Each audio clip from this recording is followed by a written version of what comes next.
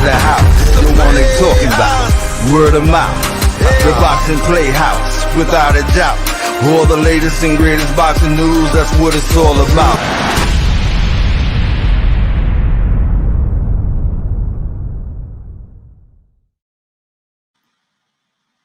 Welcome, welcome, welcome. It's Sakura A and my man Emilio Santana.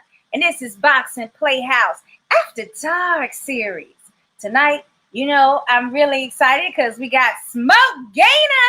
And not, oh, you like Smoke? Oh, you definitely like Smoke. I know, I do too. I love Smoke too. And then we also got Jalil Major Hatcket. He's gonna be in the house too. And I love a good young prospect that knows talent and wants to meet and, you know, just like immerse himself into boxing. How about you? Yeah, Jalil is like the future of boxing. He's down there with the TMT team. Okay. You know, I see some bright things in the future for this young man right here. So it's a pleasure to have him back on, rapping with us. So most definitely excited about him. All right. So first things first, you know, we got some juicy stuff to go over tonight. Okay.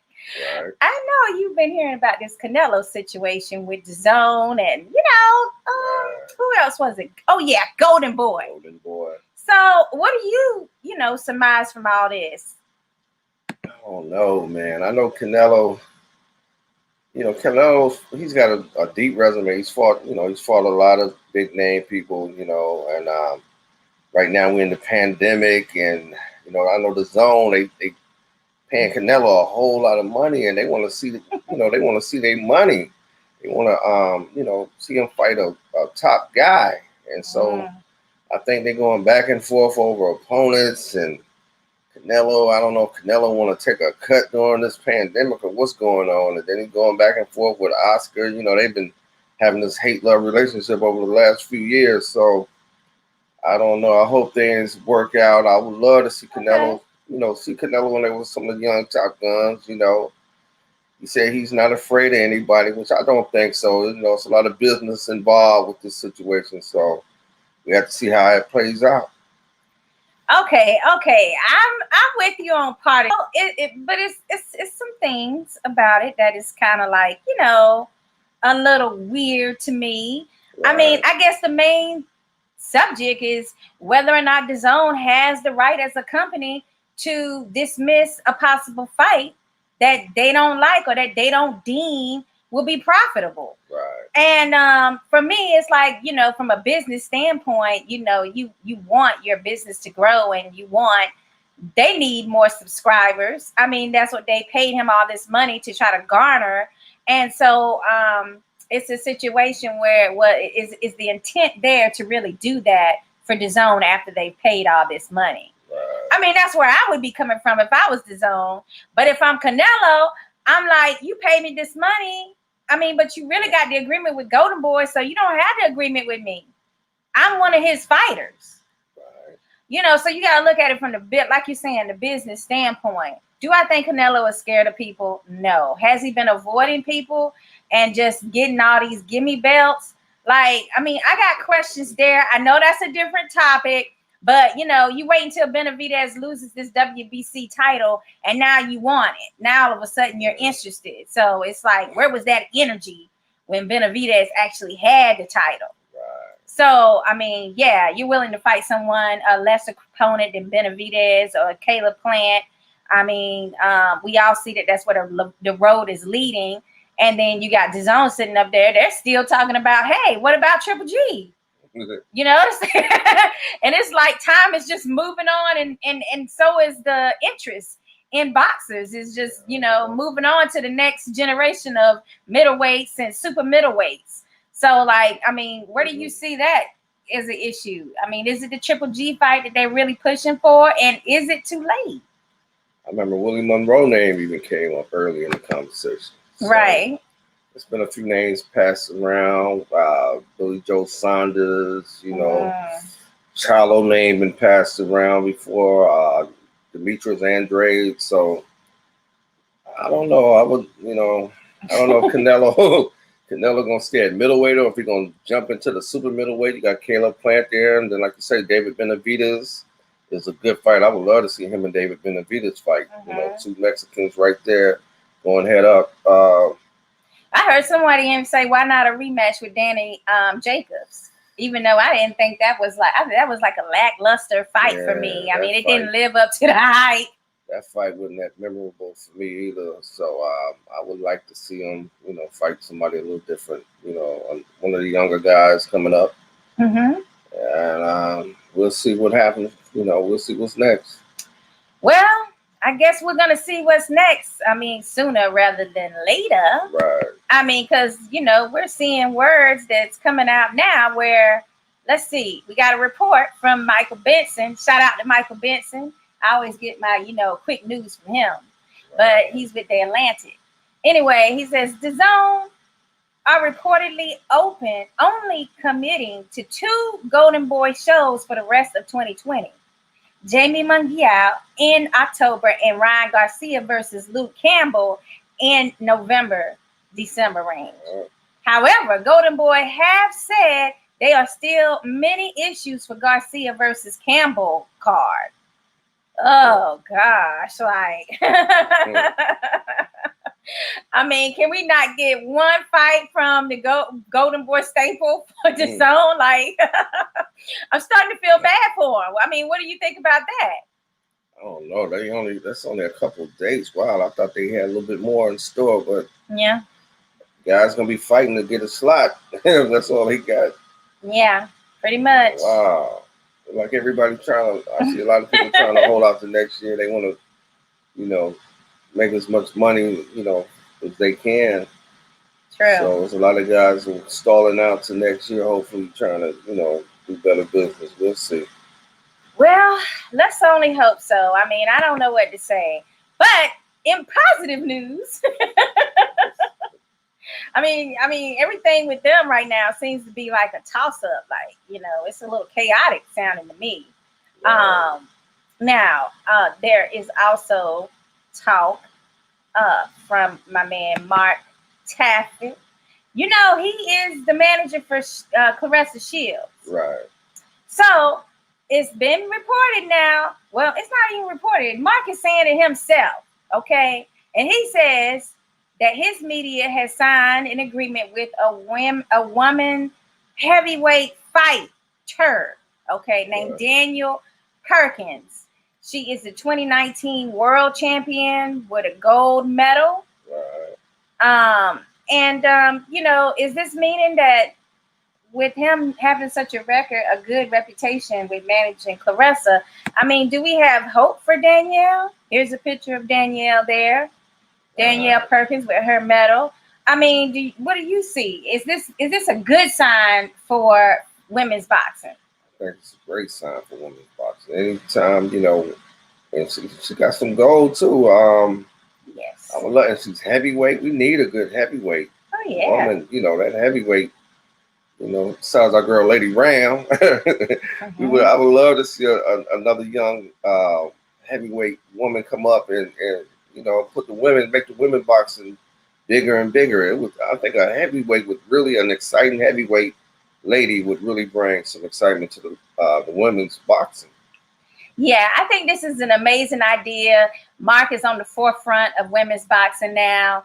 He's really turning the sport around, getting it more active, getting more pay for fighters and boxers. I mean, and it's just a lot of time that he's invested in women's boxing. So for me, it's like to see him sign another Olympian, and he sees some talent in young Miss Danielle. We gotta check her out. I mean, he ain't just like signing her because she's a heavyweight. You know, it's got to be something to it, like where he feel like she's a damn winner. Right. You know, so I want to see her fight. And also, just to say this, Mark can't be the only one out here. Definitely. I know Ludabella has a couple of female boxers, and I know Mayweather Promotions had Ava Knight for a while. I don't know who else they have on their staple right now as far as females, but we need promoters to step it up. Right. And managers too. I mean, Mark can't be out there managing all the females. He got to have some opponents for these ladies and all of that. Right, definitely. You agree? I agree with that. So, man, you boxing trainers and managers, y'all, look out for these women, man. Let's get the women going.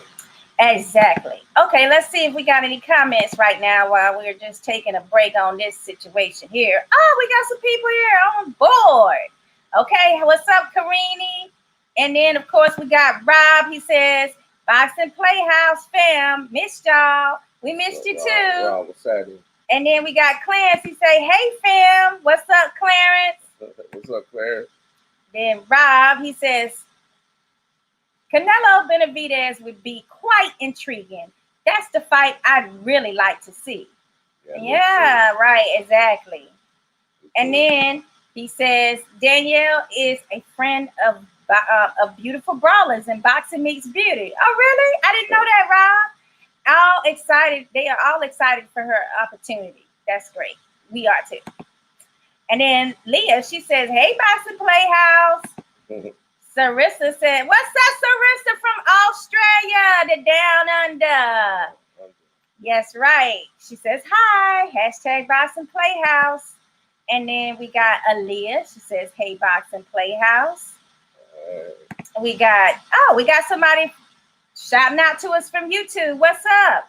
And it's Team, I can't read that. What is that? RHC. Let's see. Team RHC. What about the Mia Killaby Ellis? She's a beast out of Baltimore.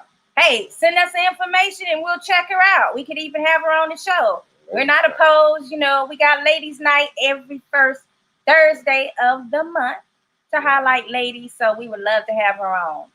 And you know how to reach out to us. We got Facebook, Twitter, YouTube, a bunch of different ways you can reach out to us, as well as our email account. All right, so we got Alex. Alex, what's up, my man? He says, hey, Boxing Playhouse. And then we got Elias. Oh, that's a different one? Aaliyah, I did her. Okay, great. So here's what I wanted to say, guys. When you have something you want us to shout out or say, make sure you put hashtag BPH and make sure you share our broadcast too. Right. We would appreciate it.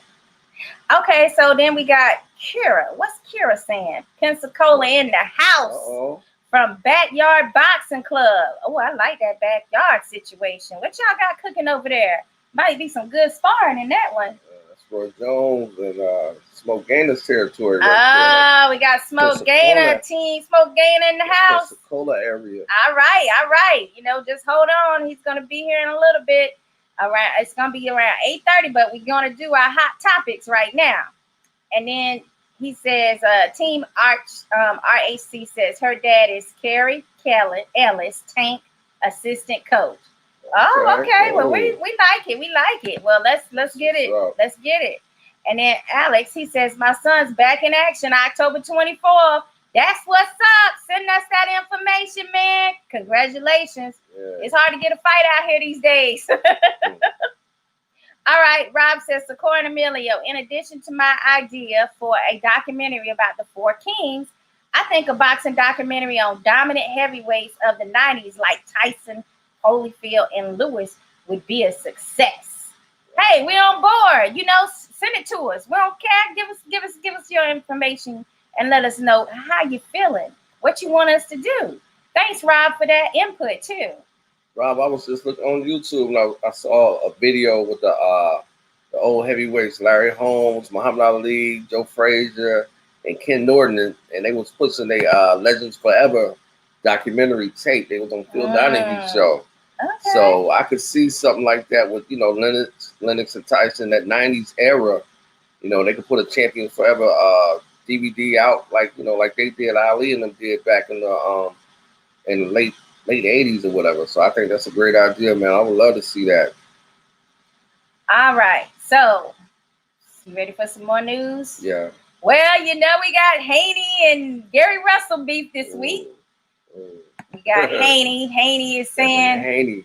Oh, Lord, Haney. Haney is going in so raw right now. And I got to love it as a boxing fan. You know, I live for some good beef and some, I don't want to say it, but some ish talking. Right. So let's see. All right. So Haney says, Gary, you said you want to fight twice this year.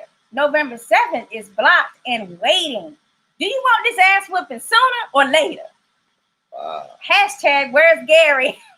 Hashtag, I'm looking for him. November 7th is blocked, you say? November 7th is the date that he's saying that is available for them to fight. Oh, don't do it then, Devin. We got the Florida Hall of Fame. Yeah, that's the Florida Hall of Fame. Do it the week after. You got to do it the week after, no. man. Not the 7th. Okay, and I think Lisa McClellan is also having the Ring 10 benefit up in, where's she at? Indiana? Yeah. Yeah, so we don't do that weekend for us. And then we got Michael Benson again. He's saying Gary Russell Jr. has confirmed he's received the contract to challenge Devin Haney for his WBC lightweight title next. However, he said he wants the rematch clause to be on his terms, meaning that if he beats Haney, he gets to decide the network which broadcasts the fight. You know, what you think? The build up for that fight and the press conferences is going to be good alone. Just seeing them two young cats, because I know it's going to be exciting. They're going to be talking trash. There's going to be some shoving and pushing. Yeah. And you know, I know Secure. I know you love that. I love it too. So, and I think there's some real animosity there too. Gary feel like he's been overlooked, man. He wants the spotlight, and I think he's gonna try to take it to one of these young cats. So, hey, I'm excited about that one right there. Well, for me, I think he's barking up the wrong MF tree. Devin Haney. Yes. I mean, I think he might be looking for that L. I don't know. I mean, I know he has to get notoriety. This would be a great come up fight for him, being that he's been at lower weight classes in the featherweight zone. I mean, is it gonna be a cash weight? Because we know Haney is at a lightweight. I think. You think he's gonna come all the way up to lightweight? Yeah, he's coming up, man. Remember, he was already up to like 140. Super featherweight. He was at 140 talking about Bud Crawford a week ago. Well, that was like walk around weight. He can't. But he gonna fight at 140. That's not gonna solid. be totally taller than him, and it's gonna look like a little munchkin in there. He gotta stay down in his weight zone. I'm sorry. that ain't gonna look right. I know what he's trying to do. Like he's trying to do some Mikey Garcia type, legendary moves. Yeah, I but felt like that was too big of a jump. But jumping to Devin Haney ain't that far. Devin Haney is a move up, but and Devin Haney still ain't. We haven't really seen him fight a big name yet. He's looking good, but I think Gary Russell is a good name to really test him. Okay. To see if he really is the goods like you think he is, or they say he is. So I think some people even say they think it's a 50-50 fight. So, well, I think there's a reason why Devin Haney doesn't have names on his record by now. So, and I think everybody knows it. It's called pedigree. It's called natural talent. It's all that. It's gonna be a good test for Devin Haney. Is it really though? Is it really? I don't think so. Gary Russell can fight. Okay, so who's gonna be impressed when Devin Haney really beats a lower weight class Gary Russell? I'm not. If Gary Russell win, I'm like, he got more to benefit, because if Gary win, then that's like whoa, that's major. But if he doesn't, be no walking apart with Gary Russell. You know my word of the night for our drinks, right? What's it? It's major. Major? Major. You gotta do that. I'm touching them. You gotta have major shoes. You got major. All right, where is Smoke at? You got to check in with Smoke and see where he's at, because we're getting about that time. Excuse me. That drink is good. Mm-hmm. We got that crunch juice in there, that Boxing Playhouse crunch juice. Y'all know. Oh, you got another topic. Oh, I got another topic. Yes, I do. But let's see. We got Clarence says, love your hair, Sakura. Thank you so much. And I didn't do nothing. And then we got, what's up, fam, from my cuz out in Texas. Okay, so you wanted to know what the other topic was. Well, we got sad news. We got the prospect from Mayweather's Promotions organization. He passed away at a picnic Labor Day. I don't know any of the details, but it's just another sad situation where we lost someone that had a great future ahead of them in Gonzalez. So rest in heaven and prayers to his family. Remember, we also had Golden Boy that lost Mamba earlier this year. So, I mean, with the car accident. So this is like 2020. Like, I don't know what's going on. Yeah, I want Jalil know him. Jalil probably knows him. Well, we would definitely ask him when he gets on here. All right. So another story we got going on here. Let's see. We got Tio and Lomo talk. Of course, Tio is doing what I like, is talking. But right now, I want to talk about this subject here. This subject is serious business. Okay, so Vasily Lomachenko versus Tio. The winner is going to be the WBA, the WBO, the IBF, and they want to add a WBC franchise lightweight championship. All these belts. So the person on Twitter, they asked, does that make whoever the winner is undisputed? What you think? You ain't gonna have no paycheck after you pay all them sanctioning fees. Stop thinking about the money. We boxing fans. We don't supposed to care about none of that. That's their problem after they win them, or they can just drop the belts once they receive them. I mean, but what are they undisputed or not? Even though there's all these lightweights out here that Lomo hasn't fought or Lopez hasn't fought. Right. So how are they undisputed when they got all these lightweights out here that they haven't faced yet? You got Gervonta Tank Davis. You got Haney out there with a WBC title, by the way. You got let's see, who else we got? Ryan Garcia, yes. Luke Campbell. Yeah, him and Luke Campbell. Yes, you got all these lightweights out here. How are you undisputed if Lomo hasn't fought any of those names we just mentioned, and Tio hasn't fought any of the names that we just mentioned? I would love would you consider them undisputed or not? I would love to see I would love to see a Super Six with those guys, man. Turn them in and see who the main dude is. Well, if people keep leaving the zone, then you might get your wish. Listen, what I'm trying to tell you, and you still didn't answer the question, you're going to have to answer this. Which one? Would you consider them undisputed? If whoever wins, Lopez or Lomo, they're going to have 4 titles.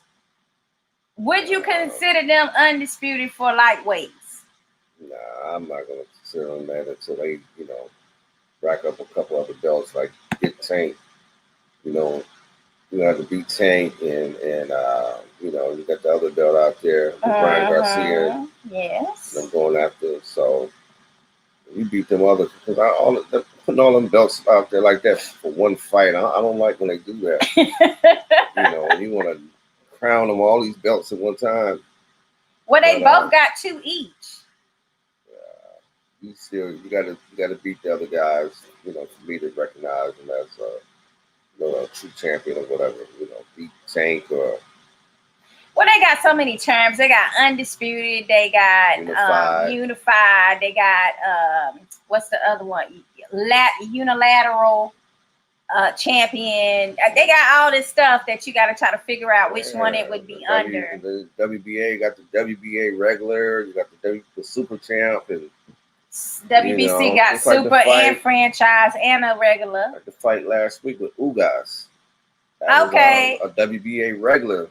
We were going to get to that topic next, but let's read Jose, because he says we need to get past 2020 and start living life again. Amen to that. I'm in absolutely 100% concurrence with you, because it's on point. And Clarence says, facts, Boxing Playhouse. Okay, so this is our last topic, I think, before it's time for our guests to come in. And it is dealing with Ooga's fight. And then what I have for you is Dan Rayfield giving us the scorecard. I just go to the scorecard, but here it is. We got the scorecard for Ugas versus Ramos. Right. Ramos. It is 115, 113. 115, 113 Ugas. 117, 111 Ramos. Ugas wins split decision in a vacant secondary welterweight title. Oh God. He said it was a vacant secondary welterweight title. Now we getting down to calling these belts secondaries and I mean trinaries. What is going on? And then Ugas won that fight going away. The 9-3 card for Ramos is garbage. What do you think? Guys, what do you think?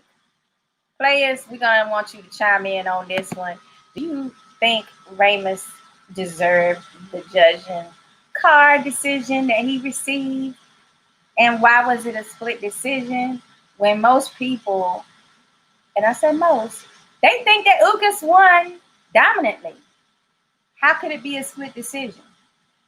I'm going to let you handle this one because I'm tired of talking about this situation. It was a close fight. We had to look at it twice. Mm-hmm. I thought Ugas won. You know, it was close. But I gave it to Ugas. You know, it was. I don't see that Ramos. I know you felt Ramos could have won that fight. No, I don't think he could have won the fight, but I think it was a lot closer than the judges and the commentators. I really had a problem with the commentating in that particular fight. Yes, it was bad. But I didn't have a problem with Ooga's winning. I thought he did win. Now, you know, my colleague over at Heavy Bag Boxing, which you guys can watch us on Tuesdays at 9. But anyway, you know, Rob, he said he feels like it's Ooga's fault that he keeps getting these split decisions and don't get the wins and stuff because he's like, he needs to go ahead and finish these people off if he knows the judges is not going to be in his favor. Clarence said he went to sleep on that fight. Clarence, how you go to sleep? That was the most action fight I've seen from Oogas. To be honest with you, what about you? Yeah, it was a good fight. I love them body shots Oogas was throwing. Yeah, it was a good scrap. You know, like I said, it was close, but I gave it to Oogas. You know.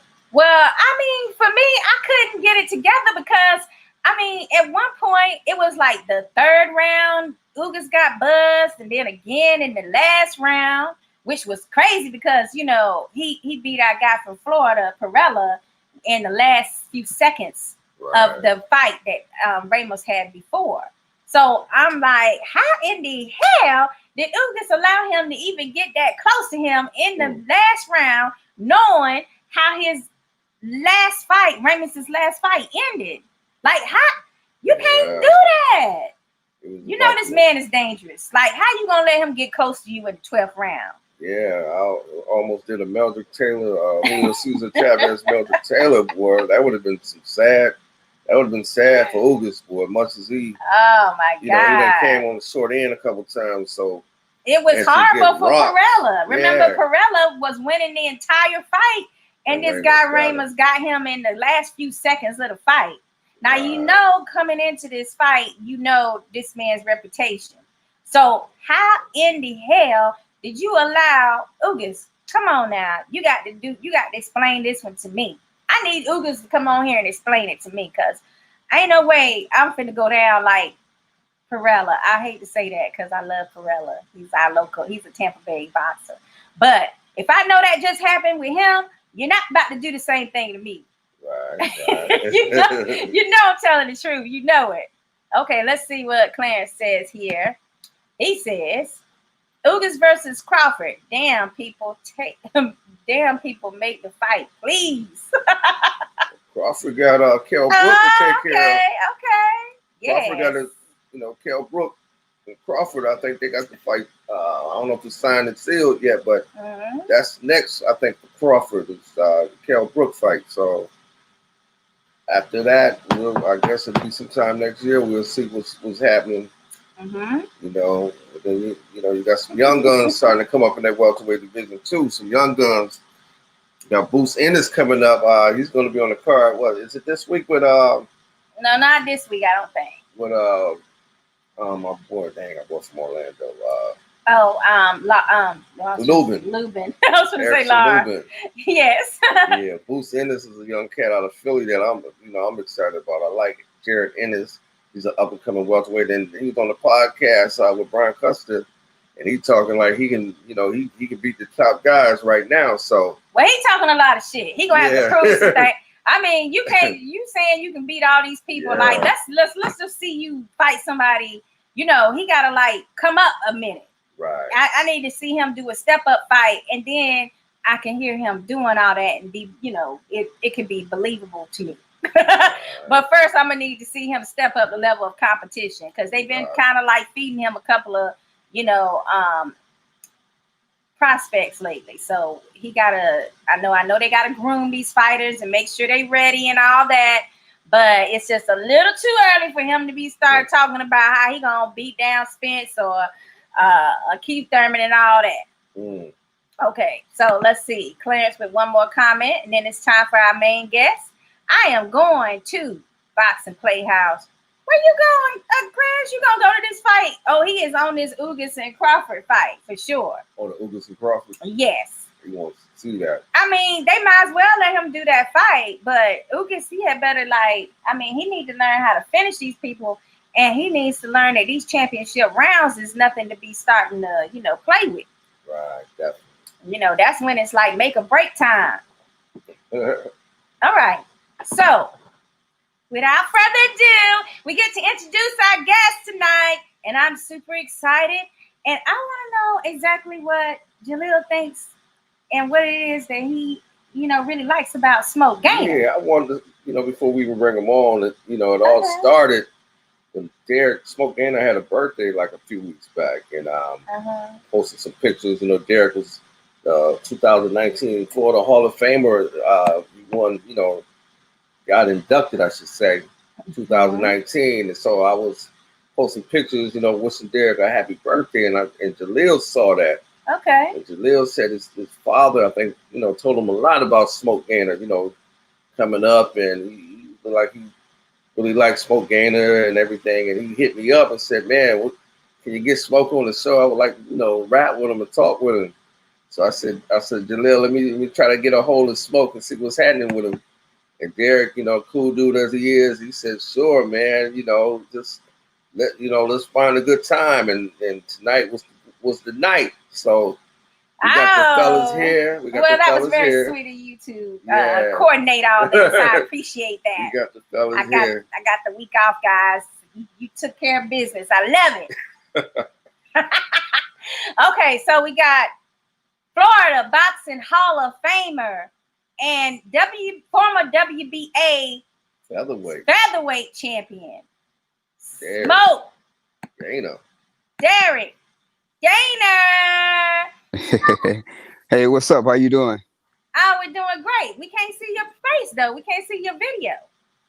I don't know how. Okay. There you go. Woo, woo, yeah. There you go. Chilling right there. Yeah, man, I'm chilling, man. How you doing, man? We're doing great. Okay, so we want to thank you first for coming on the show and meeting a prospect who, admires you in a way. So let's go ahead and introduce him too. We got Mayweather Promotions, Jalil. Hey, what up, man? How you doing? All right, good, man. How you doing? Asia. I'm a real big fan of you and Roy, man. Y'all, I watched a lot of y'all growing up. My dad, he had me focus on y'all, especially you and Roy, a lot. Yeah, no doubt. I appreciate that, man. I appreciate that.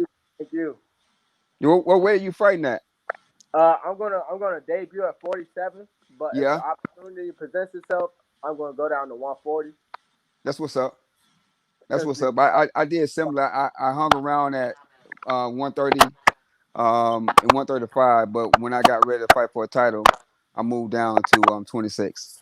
Yeah, for the belt, the WBA. Yes, no doubt. Where are you in Vegas or where you train out of? My Washington, D.C. You in DC? Yes, sir. That's what's up. That's what's up, man. Can you catch the audio or something? Because we can hardly hear you. My audio or his audio? Here, His, Jalil. Jalil. Okay, It okay, sounds okay. better now? Yeah, that's a little better. Okay. Okay, Jalil. So we're excited for you and your career, and we know that you just graduated high school early, Oh, Yes. man. and it was the year of COVID. So congratulations on that. Congratulations, Jalil. Thank you a lot. Congratulations. Yeah. And That's what good. we want to know exactly from you, Smoke, is exactly when did you start your professional career? I actually How turned were pro you? at I actually turned pro at 17. Okay. Yeah, in 1990, a long time ago. But yeah. Don't be saying that now. Hold on now. Wait a minute now. It ain't that long ago. Yeah. But yeah, I turned pro at 17. Man, how old are you? I'm 17. I'm You 17 as well. Oh, you 17 too? Yes. That's crazy. Yeah, man, my mom had to sign for me to turn pro in the state of Florida. That's how it But is for me too. My dad really, has a sign for me as well, man. that's what's up, man. That's what's up, man. That's crazy. That's crazy. Yeah, I was 17, man. I turned pro, man. That's really crazy. So, speaking of this pro situation here, Yeah. do we have any prospects here? I mean, what's going on? Are we going to see you fight in 2020? Are there any plans that you can actually discuss with us, Jalil? As of right now, it's no real plans for me to fight in 2020. But they have me set up to be in a lot of camps with a lot of top pros that are getting ready for world title fight and world title eliminator. So to get the opportunity to fight with, well, not fight, but train with these pros and develop some of their good habits and take some of the things that they do and put them in my arsenal. I feel like that's bigger than a pro debut.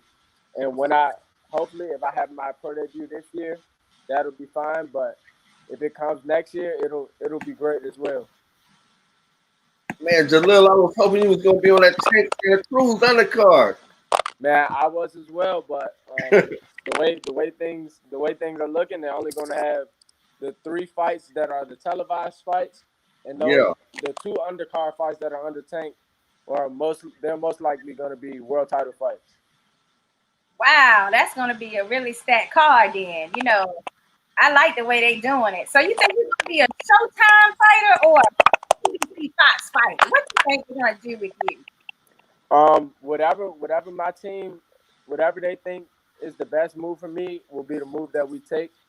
Either one would be great in my opinion. Now. Absolutely. You got that right. I mean, that's doing a whole lot better than a lot of other boxes right now. Yes. I Okay. think that it's really smart for you to go, like you're saying, into other camps. I mean, I only had like 10 amateur fights, and I stopped I stopped having amateur fights at 14. But the way I was able to pick up and learn a lot of stuff from in boxing was going to different places and sparring with different people.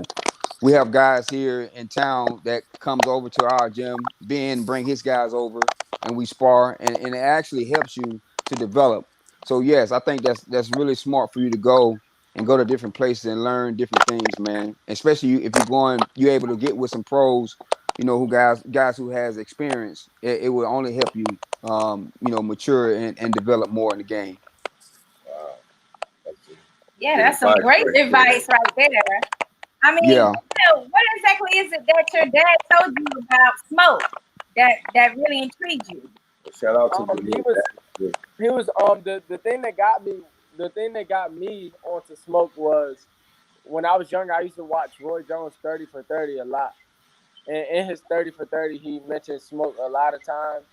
And Okay. I just out of curiosity, I just looked into him. I was like, man, let me see about who Derek Gainer is, and I seen a couple of his fights, and I'm like, most people look at Derek Gainer the boxer and stuff like that. I look at Derek Gainer the dog. Like he's willing to go in there and he's willing to fight. He know what he's going in there for, and that's what I like. I like that. That's the first thing I notice about most fighters. Like, do they have the heart for boxing or not?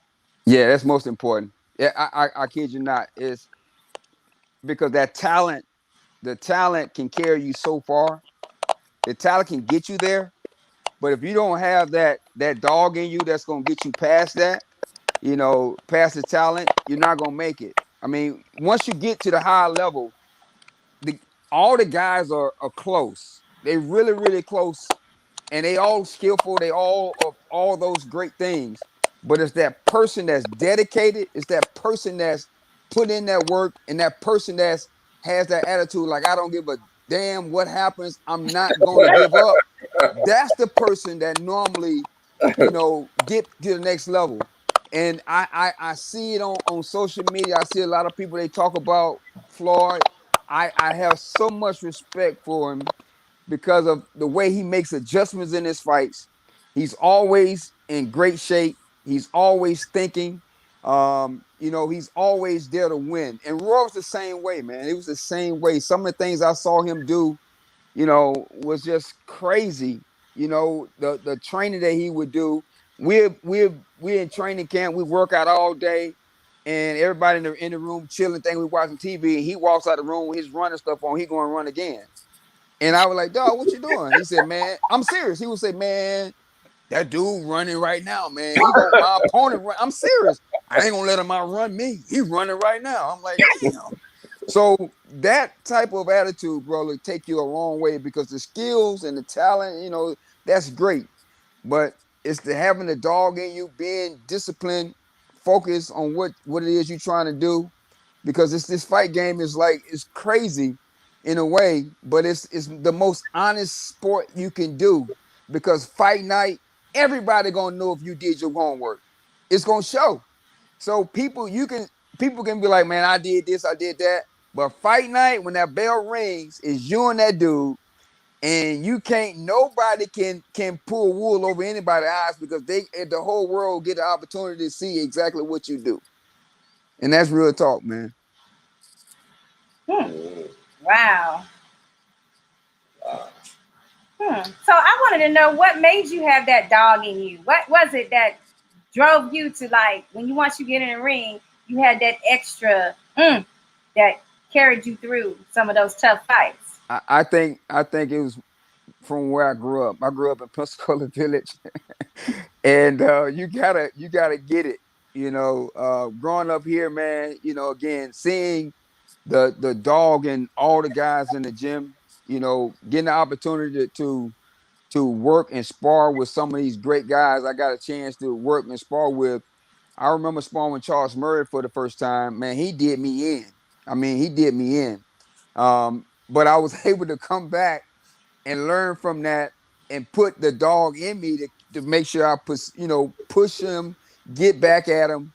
So it's just a matter of, where I come from, my guys in the gym pushing me, and the dog automatically was in me anyway. But that helped me get to the next level. Derrick, you work out with Nate Campbell at all? I've never sparred with him. I was in a gym with him before, but never sparred or anything like that. He came down to Pensacola, and Roy was getting ready for one of those fights in Russia, and Nate was fighting on the card, and he came in and worked out a little bit, but I never got a chance to actually get in the ring and spar with him. Hey, Derrick, I wanted to ask you this, man. I know you and Roy is tight. How do you feel about Roy coming back to fight Mike, man? I think the delay, is better. Right. The way I see it, he has more time. I mean, people in the fight game know when somebody give you short notice, they trying to get you in some kind of way. I don't know. That's how I see it. He had 7 weeks. He gave him 7 weeks for the original fight. I think now, he has an opportunity to get his body right and get in shape. So because everybody knows that Tyson is a big dude. So even if he hit Jones on the arm, it's gonna hurt like I don't know what. Right. So I think with this, he has an opportunity to get his body right and get ready. And so I think Roy gonna give him a good fight. I really do. I know Tyson is big, but I think Roy gonna give him a good fight. Oh, okay. Okay. Yeah, Yeah, you know Tyson's a big dude though. Tyson is a big dude, man. Yeah, you know, it's just a matter of if he even hit Jones on the arm, it's gonna hurt like hell. You know what I mean? But I think Jones, you know, the work he's putting in now, you know, gives him an opportunity to be prepared for the fight. And he has a long time to get ready for it. And I think he will be ready. Eric, I want to ask you who would you say was your toughest opponent, man? Oh man, by far Corrales. By far. I mean, as far as the bigger and the strongest person was Corrales. But as far as, you know, being in a fight and dealing with, you know, somebody with speed was Kevin Kelly. Kevin Um, Kelly. yeah, it was easy, Kevin Kelly. You said Diego Corrales? Yeah, Chico was the absolute the strongest person I ever faced. I mean, I hit Chico with an overhand left, and he just took it. He just took it like that's all you got. You know, he made me realize that the sacrifice sometimes you have to make by going Yeah. down in weight. He made it real. You You know made what it I real? mean? Yeah, oh yeah. He made it real. I mean, think about it like this. I hit him with shots that I was putting people down and out with. He just took it and just kept coming. And I was like, damn, I mean, seriously, he barely touched me and I went down. I mean, he didn't even hit me clean or hard. It was just barely a touch because he was so much bigger. I mean, seriously, he was 6'1", 6'1", Yeah. 130 pounds. So Yeah. that's You a know, big so dude at 130. oh yeah, absolutely. I thought I was big. I'm 5'9". I thought I was big, yeah. you know, but no. Chico's big dude, man. Jerry, you didn't fight Prince Ahmed, did you? No, I never got the opportunity to. I tried. Hamed Roy ran ass and everything over in London, man, trying to get Hamed to fight. I never forget. We did a fight in Tampa, Mm-hmm. and he came in the dressing room. And when he came in the dressing room, I walked up to him. I was like, "Hey, what's up?" You know, I was mean mugging him. Mm-hmm. And you know, he had that funny accent. He was like, "Gator man, forget it, man. I'm never gonna fight you, man. I'm never gonna fight you." And I was like, "What?" And, and then he was like, "You trying to hit the lottery? You trying to hit the lottery?" I was like, "Dude, I'm trying to fight." So at that point, I stopped. I stopped trying because I knew at that moment he wasn't gonna fight. He told me straight up, he said, "Nah, man, I ain't fighting you." What? Yeah, he told me in Tampa, Florida, man, in my dressing room that nah, I ain't gonna. I shook his hand. I said, "All right, cool, no problem." I left it at that because I knew at that moment that it was not a fight he wanted to take. I mean, I'm serious. I'm 5'9", he 5'3", and I had movement, you know, and I wasn't gonna be right there for him, you know. So I think it would have been a tough fight for him, you know what I mean? And I think he looked at it. He was making the money he was making. He wasn't. It's not like he was gonna maximize the money for fighting me. He's gonna get the same money, but had a tough fight. So I don't blame him when you look at the business side of it. I don't blame him. You know what I mean? Right. Right. We got Nard's dad. I mean, we got Nard's dad. We got Nard Hatcket, Jalil's dad, and he says Smoke was a great fighter under Roy, but he had and developed his own style. Yeah. And he further says Smoke would never shy away from a war. He had a big heart. Big heart. Where the hell is Nard tonight? Nard, Where your daddy at, Jalil, Jalil? why he hiding from us? Man, he chose not to be on tonight. Yeah, okay. He wanted I to appreciate that though. I appreciate that though. Absolutely. And then let's see, we got some more situations here. Oh, Alana says Jalil is so cute. Okay. Cute Jalil. Okay. Yeah. Exactly. And then we got Amber. She says, nice bed, Smoke. Oh, thank you. I appreciate that. Yeah, that's his headboard. Somebody liking him in that bed. That's my headboard, man. That's my headboard. Yes, nice. I like it. Nice. All right, we got Clarence. He says, Gainer, I remember watching you on Boxing After Dark back in '96. There was never a born fight with you. Hashtag Playhouse. I appreciate that. Thank you. Those were the days, though. Those were the days. Yeah. What was your most memorable fight for you? Like, what stands out in your mind? I know you were talking about Corrales, but who else? Harold fought Warren Will was Hatket. Harold Warren was a good fight for me. I won the NABF title by beating him. That was a real good performance. I fought him on the undercard with Roy and Benny Panzanza, but it was a good Yeah, fight you for me. got a smile on your face. What's the smile about? You watched that fight? You're so small about that Alana comment. Oh, is it?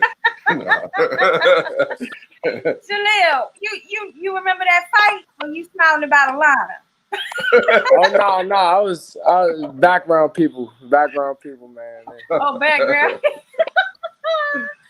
Okay, so Smoke, tell us one Yes. more thing. Who actually hit you the hardest? You Oh think? man. I want to say Orlando Soto, a guy I fought in Biloxi, Mississippi. He hit me. Yeah, I fought him in Biloxi, Mississippi. I didn't go down or anything like that, but it just rocked me real bad, real bad. I ended up dropping him the same round, but he hit me real hard. He caught me with a good uppercut, and them uppercuts are hard to recover from. Wow. Is it Yeah. more harder than a body shot, Derek?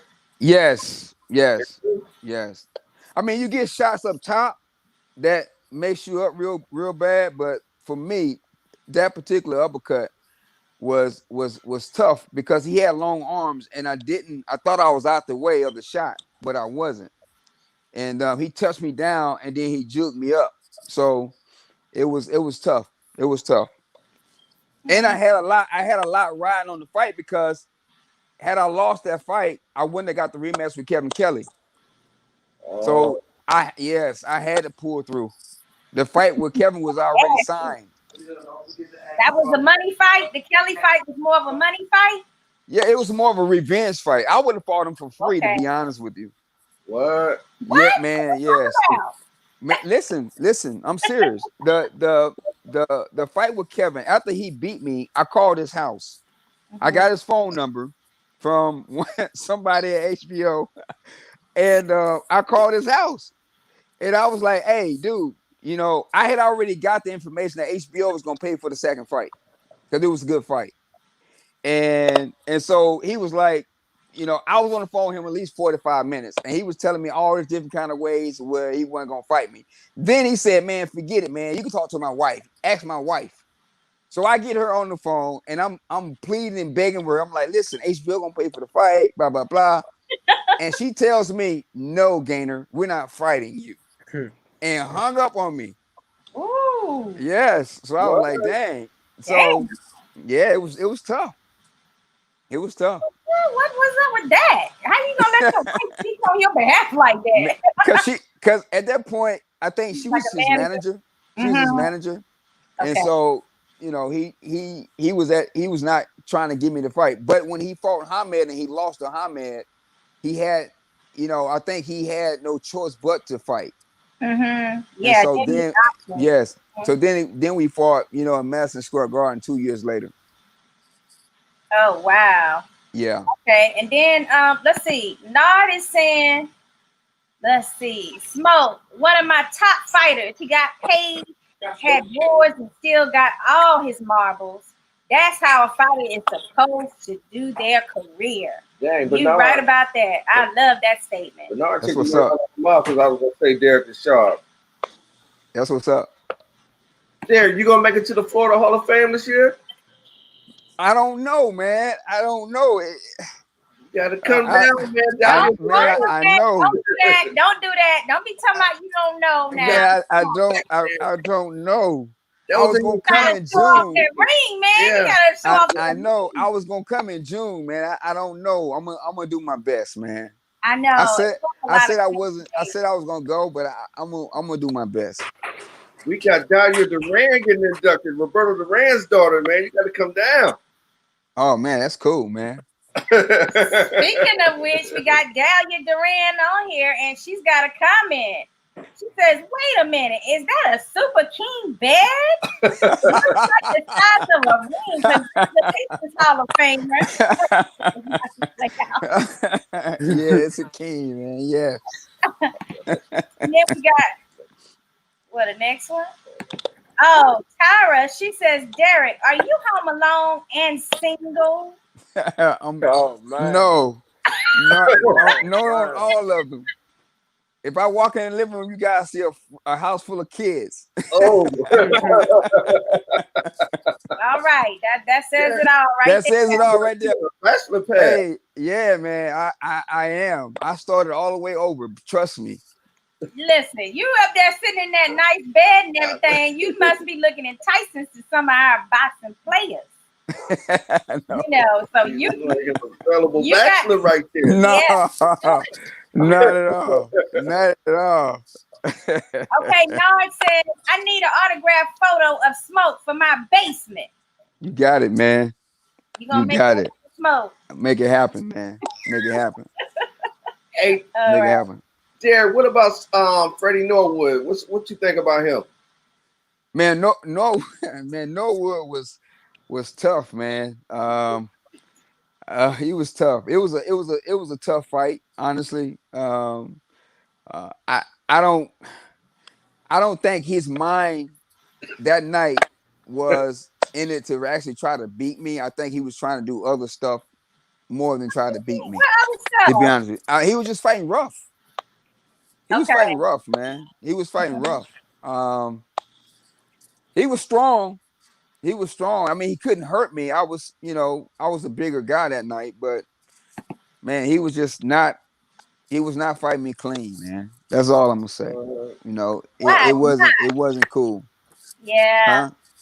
I said, I don't know what his problem was that night then. You know what? He fought Marquez, and I was at the fight when he beat Marquez, and he didn't fight Marquez like that. He fought Marquez in a very civil way, and he beat Marquez.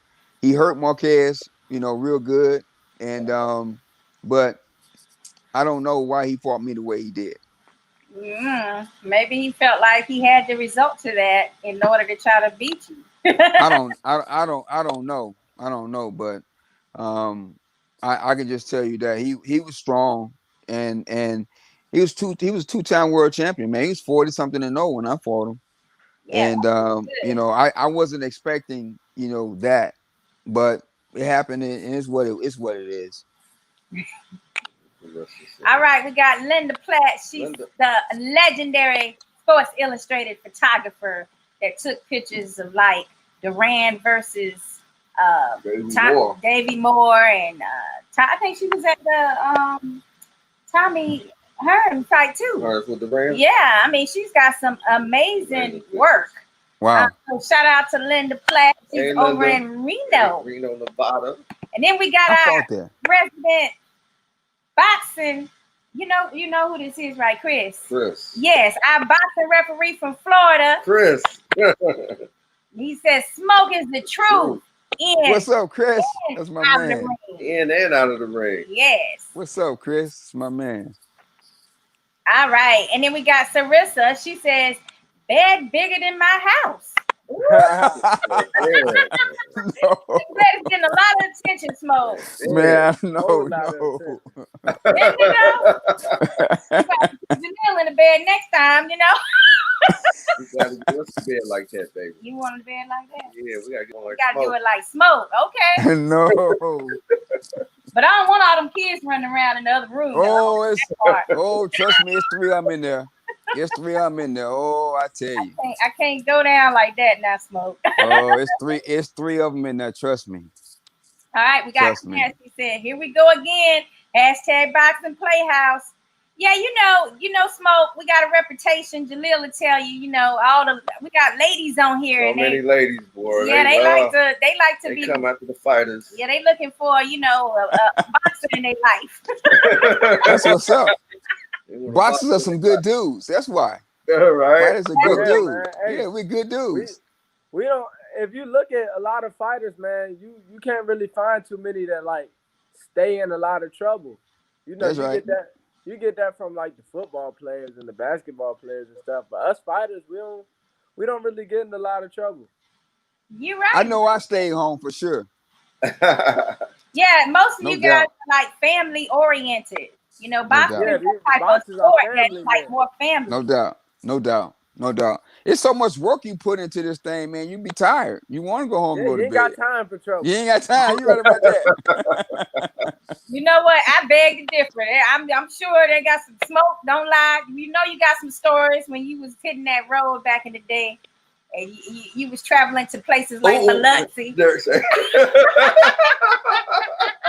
Don't you give me that. Mm-mm. Zip, zip, zip,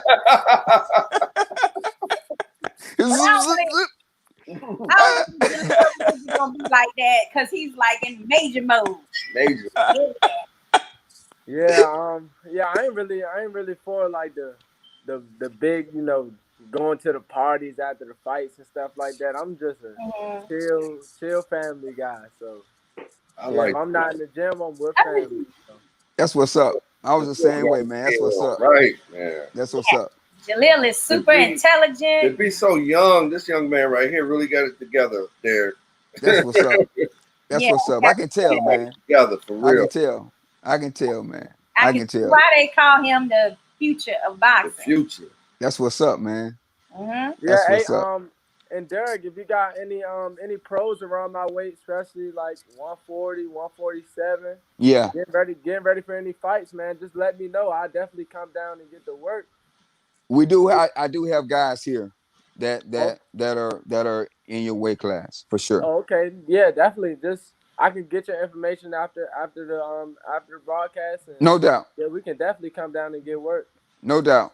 No doubt. Right. I like the way this is Yeah. sounding. I mean, No this is doubt. like a really great relationship that you guys are No doubt. developing, and some skills can get transferred real good that way. That I promise you, man. That's the way you learn. You know what I mean, you go to different places. You get good sparring. You know, I mean, not trying to kill each other, but most Yeah, definitely get good great work. work. Yeah, no doubt. No Because doubt. you know it's a lot of different weight classes, and you got four major belts, and not all of these guys are trained by the same guy. They all trained by different guys, and they all have different philosophies of boxing. And if they're all winning and have belts, that means it's more than just one way to do something right. So I'm always open Absolutely. ears when it comes to getting better, especially as a young fighter. Absolutely, brother. Absolutely. See, Yes, you're absolutely. already starting in a better place than a lot of boxers, No where doubt. you know you want more, more knowledge, and you're ready to gain more knowledge. Where you got some of these prospects, you're like, I'm the best. I already know everything. What am I gonna go to this person's camp for? Yeah. Yeah, I feel So, like it's you good to be already got the right confident. attitude. I feel like Yeah. it's great to be confident in your ability, but you're never done learning in the No sport of doubt. boxing. No You're doubt. never If done if learning. you are, you shouldn't be fighting anymore. Yeah, Once you stop learning, it's time to stop. yeah, it's time to hang the gloves up. No That's doubt. No deep. doubt. That's deep right there. That's deep No smoke. doubt. No doubt. All No right, we doubt. got Lamont Sullivan. He is from Four Champs. He says, Damn. "What's up, Four Champs?" He says, "Wish this young man the best. We expect big things from him in the near future." Yo. All Yeah, right.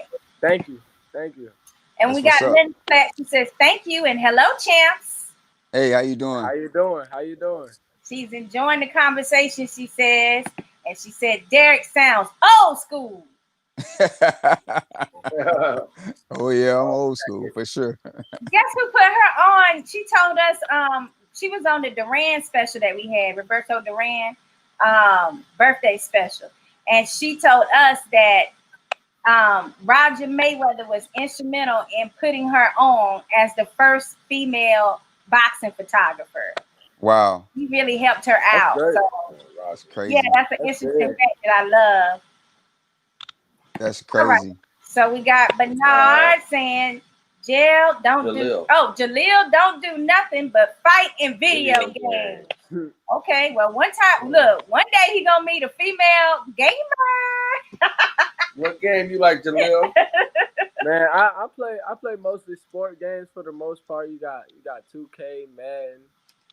And yeah, that's just me for real. Just mostly the sport games. Hopefully we get another fight night soon. I get back on there, but I it's mostly Floyd. know. Fight Jalil, night was he's good. smoking and another Yeah, that was a boxing classic, match. man. We had one of them in a minute. Yeah, no doubt. No doubt. I thought I saw something recently where they were going to bring out a new game. Yeah, I Yeah. thought about it, but Esports Boxing Club. Say it again.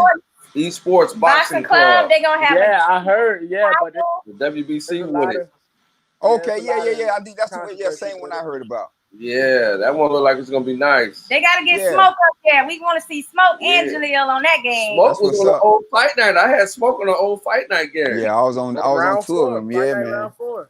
Yeah. I had Smoke on there. That was cool. That was cool. I actually saw Corrales, man, at we had to go to Chicago and do like the the promo for it. And Yeah. I actually saw Corrales and I talked to him. That was the first time I saw him since the fight. Oh, okay. And I talked to him while we were in Chicago. We had a really good conversation.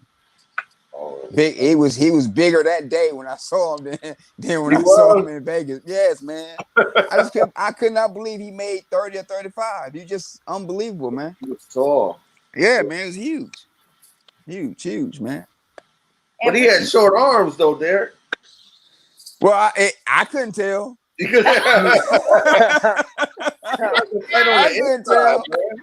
I couldn't tell. Sure. Inside. Yeah, Say again. I said he was tall, but he liked to fight on the inside. I know, and that's where he caught me at. He caught me on the inside. When I was on the outside, I was just boxing him easy. It was easy money when I was on the outside, but when he got close, he caught me with a shot that I did not see for sure. Wow. Yeah, man. But yeah. Jalil, what was you gonna say? I said at 130, 6'1", that's a big guy. No doubt. Yeah. Even if he has short arms, that's just short arms for a guy that's 6'1". Yeah, short no arms doubt. are long arms for a guy No 5'10", doubt. 5'9". No doubt. What was your beat, Smoke? 72. 72. Yeah. Oh, that's some long reach too. I know, but I was 5'9" fighting at 26. I walked around at 50 and I sweat down to 26. Derek, I want to get a prediction from you and Jalil. Who do y'all think gonna win the Errol Spence Danny Garcia fight? I like Spence. You like Spence? That's tough, man. That's tough. You was struggling right there. Yeah, because and the reason I was I'm on the fence in a way.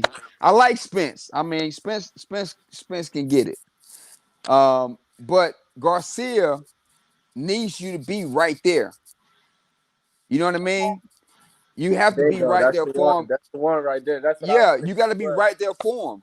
And in the way that he fights, he's going to him. He's coming. So I just hope he don't run into something. You get what I'm saying? That's all. Yeah. I mean, Garcia can punch. He can punch. I just hope that he doesn't run into anything. But I'm with Spence. Maybe Garcia is gonna come in with a different game plan than just being patient and waiting. Because I always feel like he starts out too slow. So I'm hoping that he comes in and gets busy right away, so it's more competitive. Yeah, I don't know. I mean, that's tough. That's a tough one. What you think, man? Who you think? Man, I think Spence will win the fight, but you can never count Danny Garcia out, because that guy has made a career off of catching guys with big shots. Yeah, man. Yes. Yeah. Yes. Definitely can't count him out. Yeah, he throws a really good hook, and I just don't, I just hope that he doesn't run into something. That's all. So we had Linda Platt, and she says this young man will go far. Great ethic and attitude.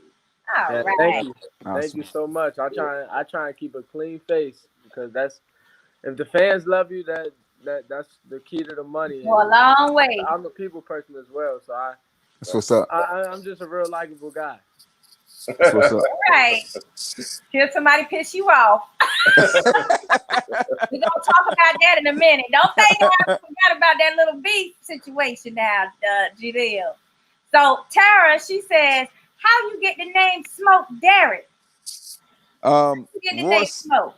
yeah, Royce Senior gave me that name. I Okay. fought a guy, my first amateur fight, and he just kept saying, "You smoking him, you Mm. smoking him." And he, after the fight was over, he gave me the nickname Smoke. So it was Royce Senior who actually gave me that name. Oh, And then we got Clarence. He says, Danny is a problem. All right. You heard it there from Clarence. He is a problem, especially with his punching ability. But I'm leaning more towards Earl on that fight. Okay. But we still gotta, we all gotta adjust our little calculations based on, if he's really gonna be 100% at the Yes, time. you are correct. You are correct because he did have the crash. Well, But I also say he had the crash and he had a really tough fight with Sean Porter directly before that. yeah, you are right. Sean Hey, Porter. what's the welterweight guy? The guy that Porter fought. He just won a title the other day. What's his name? Ugas. Ooga.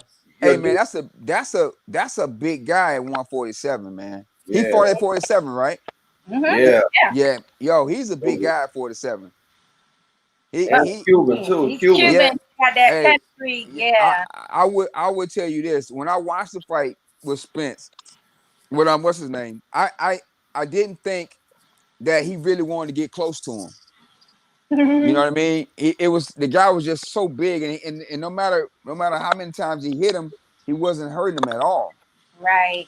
So that right there, he's a big guy. I would like to see him fight Spence also. Jared, what you thought about the decision? You thought it was close? Did you watch that fight? The last fight? Yeah, with Ugas. No, I didn't see the last fight. Oh, okay. No, but I thought when he fought, what's his name, the fight was Sean close. Porter. Yeah, Yeah. that fight was close. Yeah, that That fight. I actually rewatched the fight on yeah. two different occasions, and Mm-hmm. I gave Ugas the fight the second and third time I watched the fight. Yeah, that was a close Oh, fight.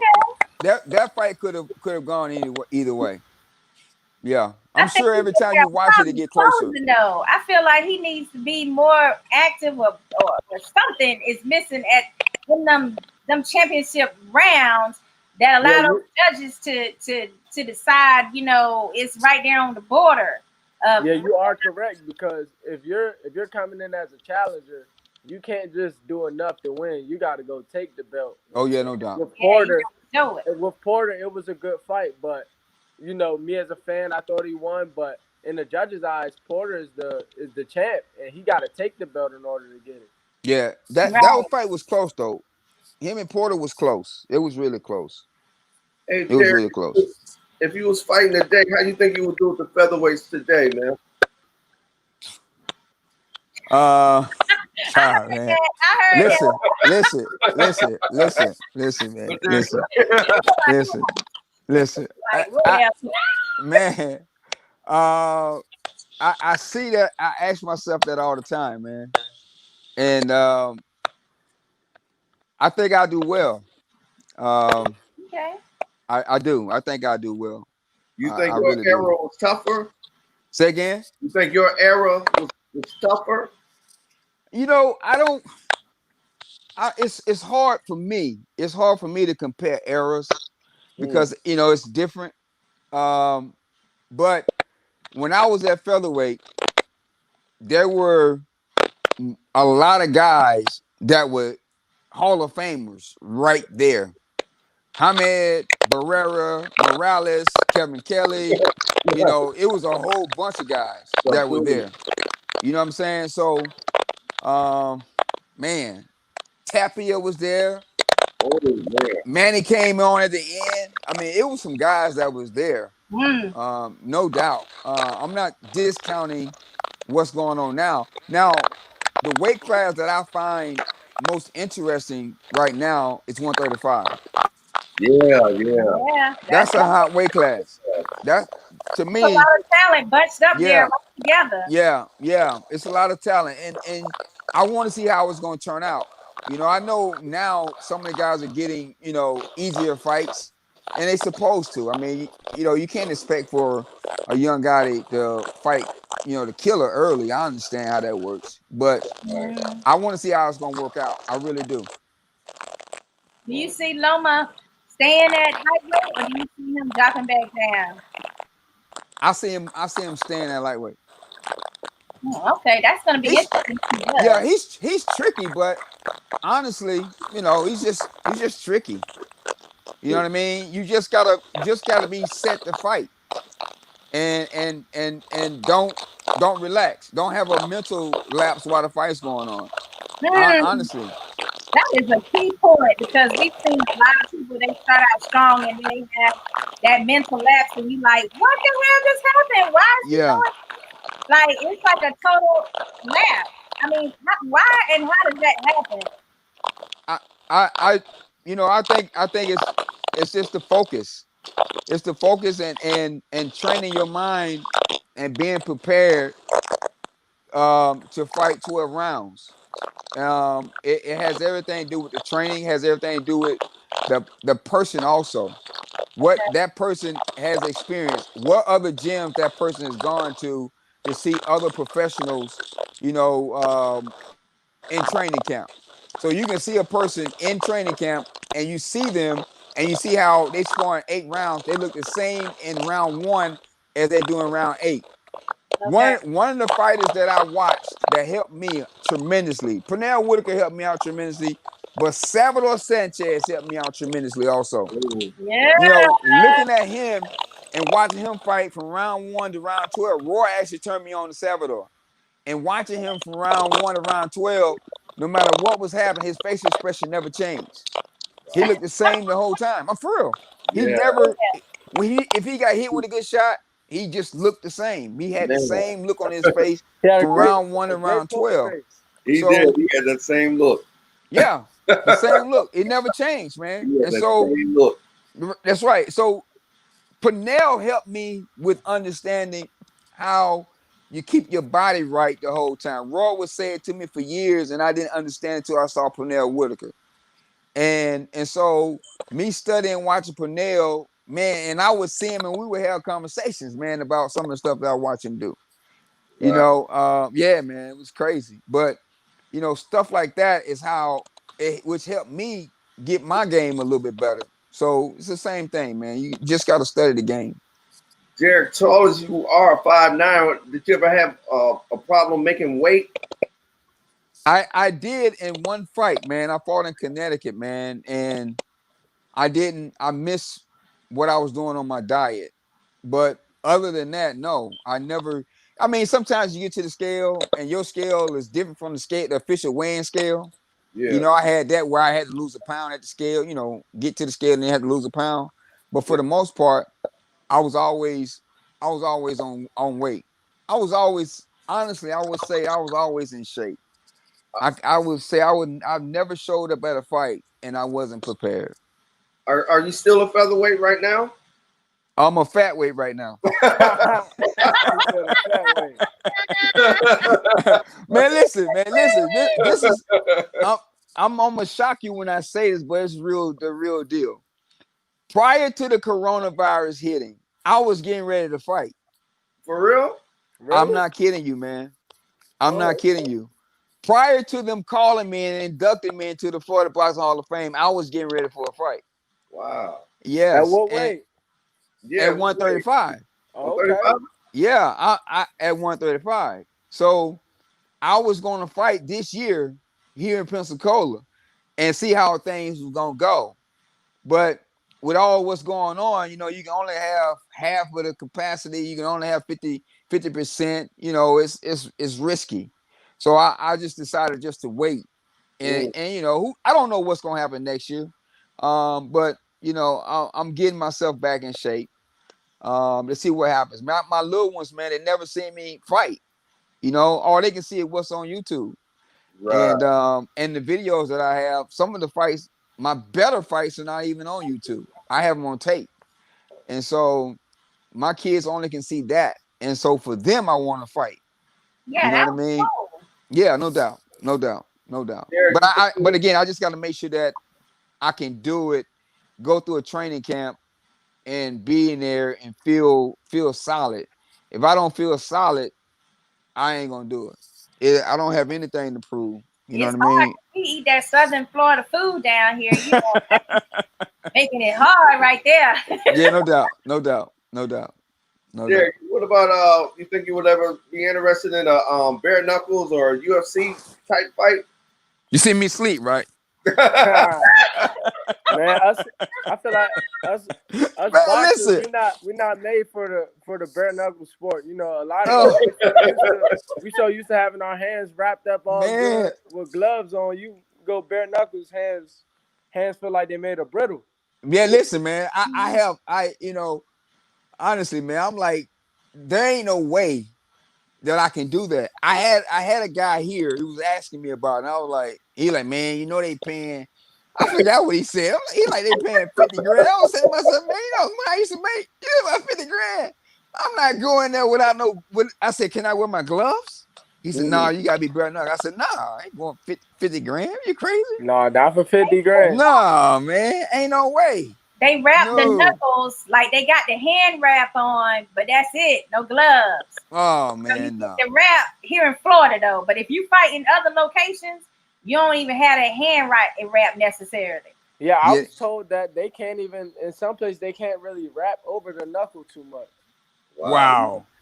That's true. They have like the knuckle out, but then the whole hand, the rest of the hand, and it's wrapped real well.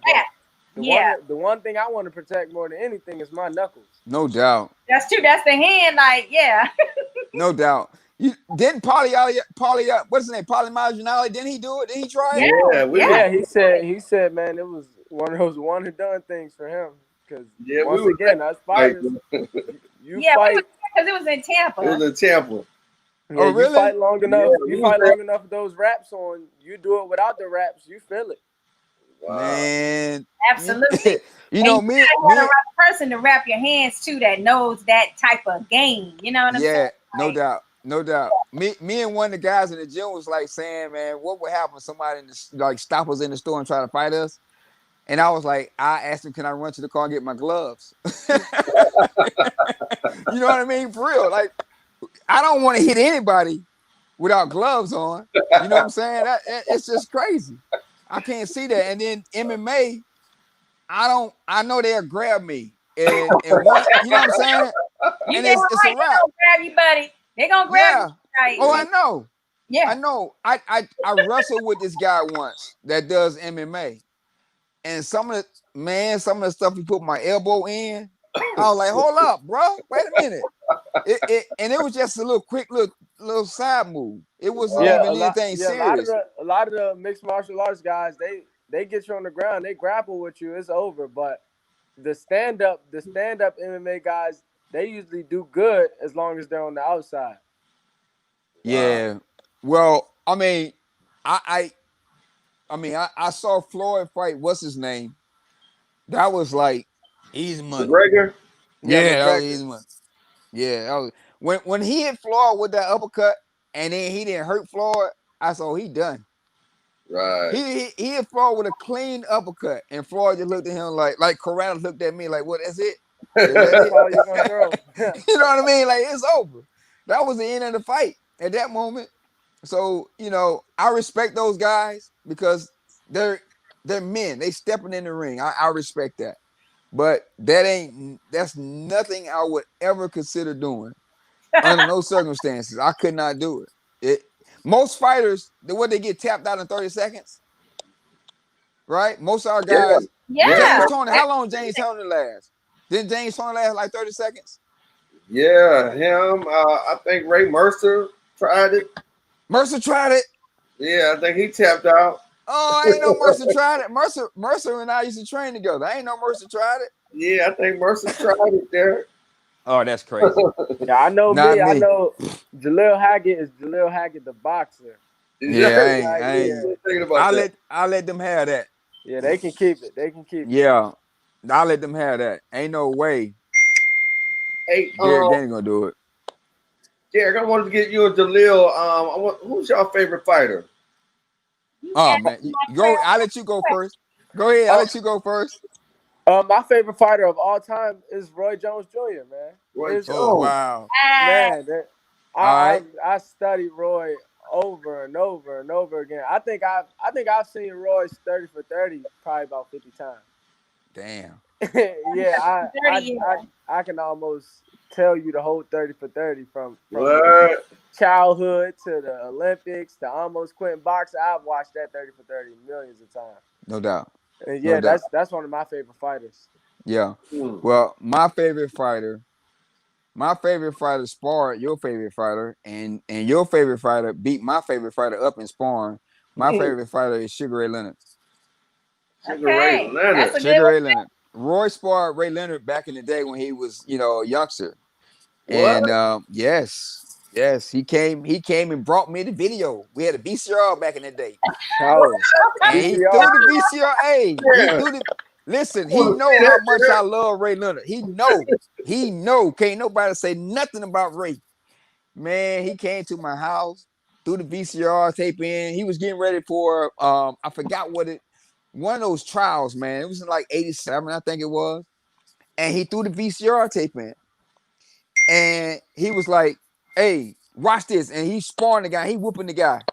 And he said, no, keep watching it. Ray pulled his headgear off. And I said, no. And I Oh said, man, stop not playing, Ray. man. He said not Ray. Yeah, it was Ray Leonard, man. Man, that's the first time I ever heard that, Derek. Yeah, Yeah, no he doubt. told me If you inside ever run into Roy, you ever see Ray, just ask him and they'll tell you the same story. After that sparring, Ray Leonard came to Pensacola to try and work with Roy. That's Wow. how serious the sparring was. Dang, I never heard that, man. Oh Never heard man, that before. true story. So yeah, he did my man. He did my man. I love Ray, but yeah, Roy Jones Jr. shamed my Ray Leonard. That was right before Ray fought Tommy Hearns the second time, huh? You know what? No, so so Ray came down here, then he flew us out to Vegas. After that, Mm. Ray fought Donnie Lalonde. Mm. I was at that fight. We all were at that fight. Right. So it was during that time. So I don't know. I think it was 87. It was Okay, 87. Tommy Lalonde. Yeah, that was right He before fought Donnie Lalonde. Yeah. Yep. Donnie Lalonde. He fought Donnie Lalonde that time. So yeah, that Ray Leonard is the all absolute, for me, greatest fighter of all time. Oh man, yeah, I love What? Ray Leonard. Smoke, we want to introduce DC to you from Mayweather Promotions. What's going on, man? How everybody doing tonight? Good. How you doing, man? Man, I'm maintaining, man. Just laying low and staying out the way. That's what's up. That's what's up. Jalil, what's happening? How you doing, Derek? How you doing? Man, I'm all right. Playhouse, what's going on, my people? Where y'all been at? Man, what's up, Nah, Derek? where you been at? You the one MIA. I mean, all at the beach. Yeah, I know. I've been, man, it's been crazy just working and trying to stay above water. Actually, I said that, but see, we had a flood today. And I mean, half of DC underwater today, literally. Really? Yeah. Wow, Yeah. I had no idea they was getting it. I did see the CNN correspondent. I saw the rain. Yeah, Oh, not yeah, an area flooded. Where I grew up at, it's literally underwater. Wow. What? Yeah. I didn't really know that. Y'all ever had rain like that before? Nah, not like this. Nah. DC, I was asking Jalil earlier. I was hoping he would have been on that tank undercard with Santa Cruz, man. Yeah, right now it doesn't look like we're gonna have any undercards on it because of the pandemic. We pretty much everything just been the 3 televised fights. Right. I mean, it can change, but it doesn't look like it is because of the pandemic. So, I mean, regardless, he gonna be fine. He gonna be fine. Yeah. Absolutely. But I'm trying to wait and I'm trying to hold out, and I'm like, damn. I'm pressing Floyd and Leonard out like, hey, let's do it. But I mean, everything is about time. Right. Everything is time, and it'll happen. It'll happen. True. So while you've been absent, you need to answer your messages, bruh, man. You need to answer me when I'm talking to you, DC. But I don't really be, with IG. I cut back on really being on there a lot. Yeah, I got my contact number. You gotta call me and text me. I noticed you timed out for a minute, but we're gonna talk about that later. Smoke and Jalil, they're like, they're gonna get together and see if Jalil can come down to Florida and hang out with us. Smoke. Get some of that work. It'd be wonderful. I mean, all he'll be doing is picking up more experience and more skills by another great fighter. I mean, no doubt. Yeah. I mean, that ain't gonna never hurt anybody. No doubt. Never. Yeah. All right, so I wouldn't be a good media person if I let this situation, this little tad bit of beef slide, Jalil. I mean, one day somebody had you heated, and I was like, who done got major all upset? So I'm listening and I'm looking at the post, and then you said Gary Russell. I said, what the hell? Come on now, Jalil. Why was Gary trying to use your name in that capacity? I feel like he's too old for that shenanigans with a young up and coming prospect. Man, if I got $1 for every person that said the same exact thing you said, he's a little too old to be getting into it with a young guy, I think I would have enough money to retire right now. But, wow. Things were said. If you, like you said, if you kept up with everything, what was said. And I was more so speaking not just for me, but for all the young fighters. Some of the older fighters, guys that are on their way out of the ring, or they're looking forward to retiring soon. They're giving us young guys, man, they're passing the torch like, man, y'all are up next. And we love it. We're real thankful for it. But then you have other guys that they're not really ready to pass the torch. They're not succumbing to the fact that the run is over. And I was just saying, like, us young guns, we're about to take the stage, and that's what made me come up with the hashtag Young Guns. And a lot of the young fighters, they've been riding the wave too. My man, I got a lot of guys from Detroit, California, even some guys down in Florida, all over, man. They saying, man, we're the young guns and we're taking over. I mean, I like that hashtag now, and I feel that the boxers that's already on the front or on the main stage rather, I'd be feeling like, damn, they should be like lifting the next the prospects up and helping them get to the level they at, not trying to tear them down. So that's exciting about him. That's what should be happening. I mean, I don't feel like that's Gary. I really don't. I mean, I could be wrong. I don't know him.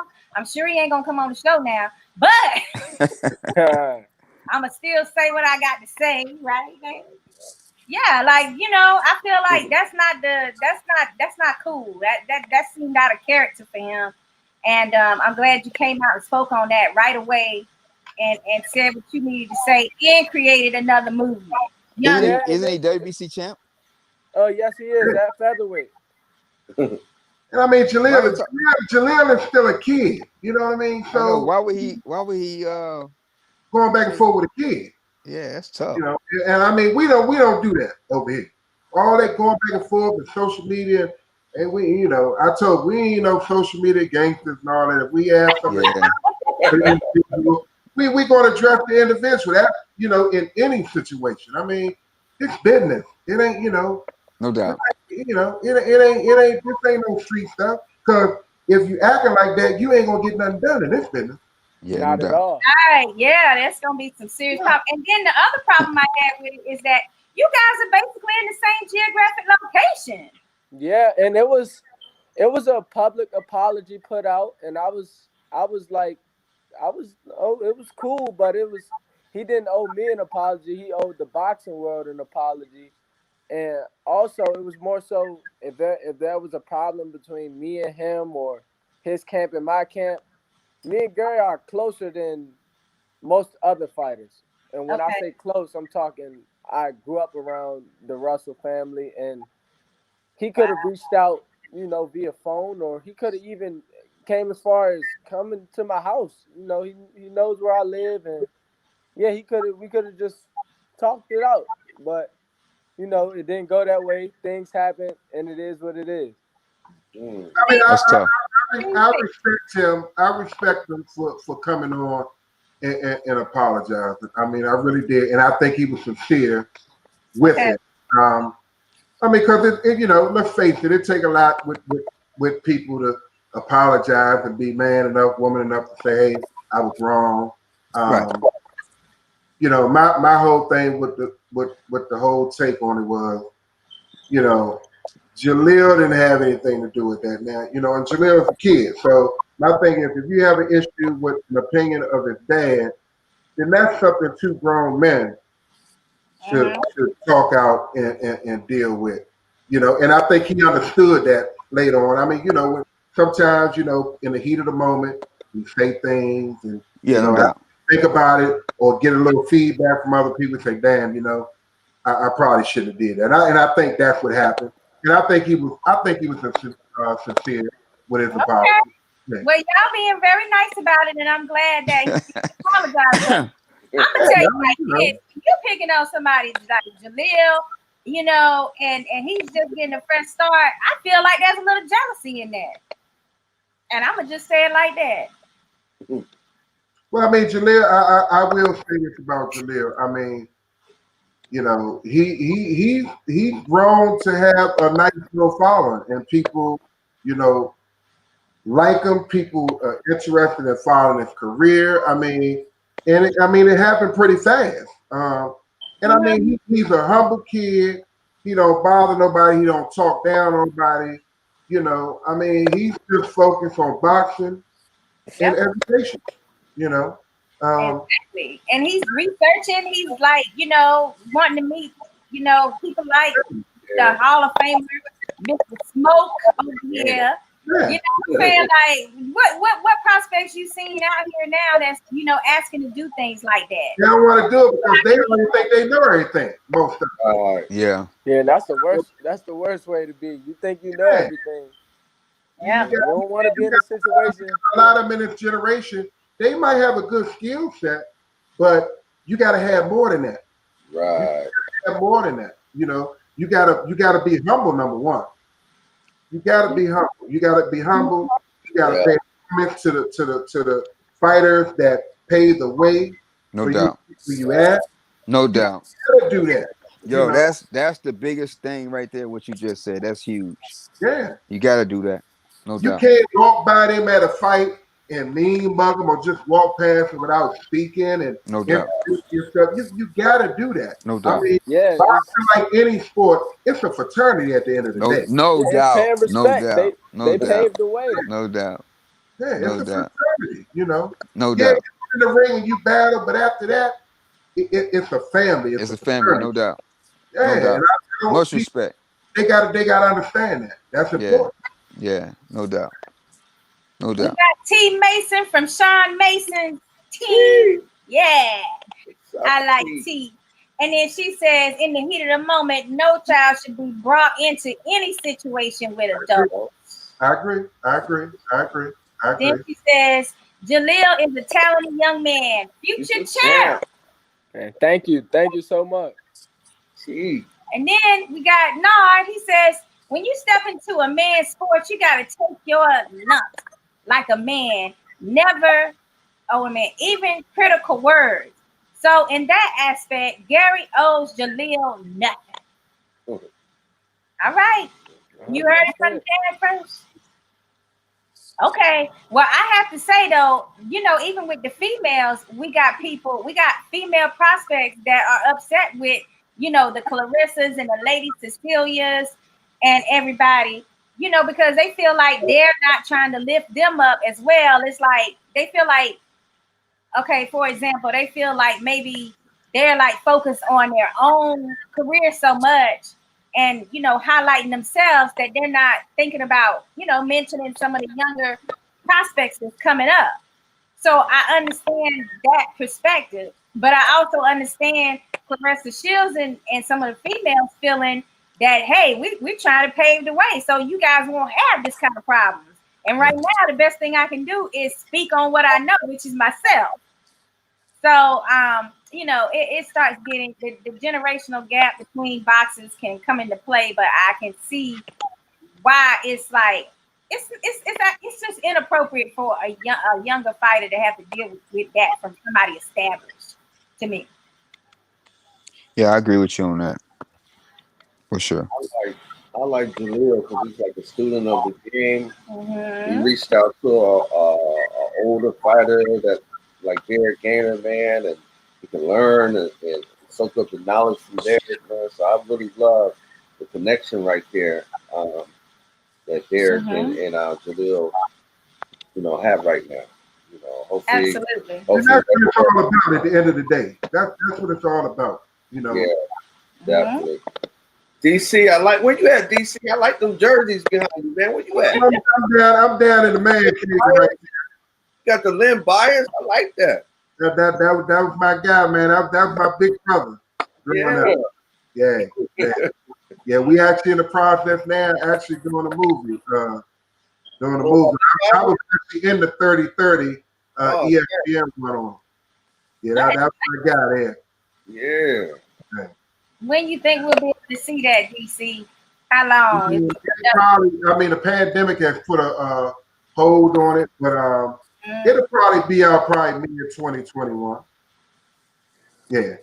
And that's gonna be a great movie because there's a lot of people who thought, man, Lynn Byers was, man, they said in the league he probably would have been better than Michael Jordan. Ooh. And me watching some video on Lynn Byers, I can really lean towards agreeing with that. Yeah. Wow. Yeah, that was my guy there. We just lost a great coach, John Thompson. I actually attended his service today. It was beautiful. Wow. Yeah. It was beautiful. So yeah, but I'll keep you posted on it. Okay. All right. Gotcha. That's nice. Let's see who else. Basketball was my first love. Basketball. Yeah. Well, growing up, me and Sean Bay, we've been best friends since we were 8. So we both boxed, but then I actually started playing basketball, just failed in basketball, and he kept boxing. So, our goal was he turned pro with boxing, I turned pro with basketball, So, yeah, that's my first love, basketball. You look more like a fighter, DC. I know, right? All right. I was much slimmer. For real, though. I was much slimmer back then, too. So we I got put on boxing weight. Oh, Lord. You drink some of that tea you sent me. How about that? Then you Exactly. Damn, that shit was nasty. Hey, it's all natural. It worked though, didn't it? I ain't playing with you no more, DC. Don't you be sending me them crazy teas. That shit tastes like dirt. What is this he got me drinking? Yeah. Gotta kill anything that was going on. Coronavirus, right? Yeah. Oh man. So DC don't look like a tea guy, everybody, but he's a sipper. Nothing. Drink it in the morning and night before I go to bed. Definitely. So we got Sarissa from Australia. She says, "What's it like being in Floyd's company?" Hatcket Playhouse. Floyd's a great guy. Everyone has their opinions about Floyd, but you get to know Floyd. Floyd is a really great guy. He's real down to earth. Most people, and that's people's main line. They're like, man, Floyd's big headed, yada yada yada. And I say he's not big headed. I feel like he's just very, very confident. And yeah, he's a real great guy, and I'm glad to say he's my promoter. Yeah, a lot of people had their opinion. Floyd is a regular person, really. You know, yeah, he flamboyant. Look, he worked hard. He sacrificed to be able to buy everything he buy and do everything he do. But a Right. lot of people don't see how much he gives back. I Yeah. mean, and what he does for people, their Yeah. family, for friends, for strangers. They don't see that. Yeah. You know, I mean, I couldn't even begin to even guess how much money he's given to people that were in need and just everything, you know. And Floyd thing is because I remember one time, who was he fighting? It was Sugar Shane, actually. Okay. Shane. And I mentioned to Leonard because during that time, you know, they were just showing all the flamboyant stuff, and everybody was talking bad about Floyd, and Floyd did Floyd show off and everything. And so I mentioned to Leonard, I said, man, everything he do for people, you know, when they were doing the 24/7, I said, man, they need to show how much he does for Right. everybody, you know, instead of just the kind of bad, what people consider bad. And you know, Floyd is the type of person. He like, hey, as long as God know what I'm doing and the many people I'm helping from my heart and everything, that's all that counts. Yeah, I don't have to show the whole world. And at the end of the day, that's all that does count. As long as God know your heart and know what you're doing, hey, with everybody, they talked about Jesus. No doubt. No Hey, doubt. Floyd, he just paid for that funeral, George Floyd's funeral. Yeah, Mm-hmm. yeah. Yeah, So, I always say I believe. I'm like, y'all just really don't understand how much this guy probably, they don't know him. They see the persona from the media side. They don't know him and know what he does on an everyday basis and the people that he helps. Whether it be finances or just talking to people, giving them advice, putting them in a situation where they are successful. Everything is not about money with him, you know. Yeah, but people don't, you know, they don't see that, you know. Yeah, people see Floyd Money Mayweather. People never stop and look at Floyd Mayweather the person. They Right. always see Right, Floyd like Money just an Mayweather. individual. Like, suppose somebody's hitting you up or trying to take a picture with you 24/7. I remember one video I saw some lady just walk right up to him trying to get into the car, and his back was turned, and like he's like, "Yo, step back," you know. Like, how would you like for somebody to come up on you while you trying to get into it? Like, how you think? Yeah, it would. Yeah, you would act a certain way as well. Exactly, they would be the same way. Like, No but doubt. given from the heart, you don't really care about the accolades. Like, you're not concerned whether you know He about doesn't. You know, like a lot of people, you know, you have entertainers, athletes, or whatever that do certain things because they got to do it. They got to get the tax right off. But he doesn't even look at that. When he does things, he just does it. You know, he's not doing it for a tax write off or anything. You know, it's from you know. Well, I like that side of him for sure. Yeah, And no whether or doubt. not he wants to announce to the world that he's a humanitarian, it don't matter. I mean, it's up to him and how he's feeling. Yeah. I mean, Hey, I want to ask Derek a personal question, decision. man. Okay. What's Derek, that? Derek, what during the time when you were scared, With Derek. Derek, how did you deal with people, man, that wanted a part of you? And I know you had friends came out of the woodwork and family, man. How did you deal with that? You know, at the height of your career, man. It's hard. It's hard, but I stayed home. I just made sure I stayed at the house, man, because people come at you from all different angles. And the unfortunate part about it is they don't think you're supposed to have a bad day. So, you know, they come up on you. You can be having a bad day, had a bad day in sparring, training, whatever, and you're supposed to be the same person every time. I tell people here about the Floyd that I know that I've seen. Yeah, I know he made donations to Susan G. Komen people for breast cancer. I know he does a lot of different things, and so people see the persona of how Floyd, what they think they see on TV. But I tell my guys all the time, that's not Floyd. I think it's a whole. I know he's a whole different thing. So I was in this gym once. He probably know this. Me and Floyd at one point was supposed to be trying to fight. And so I was in this gym and I thought he was going to act crazy. he had some of the biggest dudes that I've ever seen before in my life. Them dudes look like, man, when I tell you, have y'all ever seen the Jolly Green Giant? Them dudes look like giants, bro. He threw a big And so shirt. man, listen, I walked outside the gym, and I came in the wrong door. And one of the guys walked up and me, hey, don't come through that door no more. I said, hey man, listen, bro, I was just in the building, man. Calm down. And so I just stood there for a second, and then he looked at me sideways. He was all mean mugging me. And then I don't know if he wanted to see if I was gonna act crazy. I just patiently waited, like, don't hit me, bro. And so he was like, okay, come on in. So listen, I got inside the gym. He was getting ready to fight Cotto. And I got inside the gym, and he was laying on the ring doing his neck. First of all, he worked harder than anybody I've ever seen. He worked real hard. So he's on the ring doing his neck. And so he looked at me. I think that guy's his cousin. He said, hey, man, that's Smoke.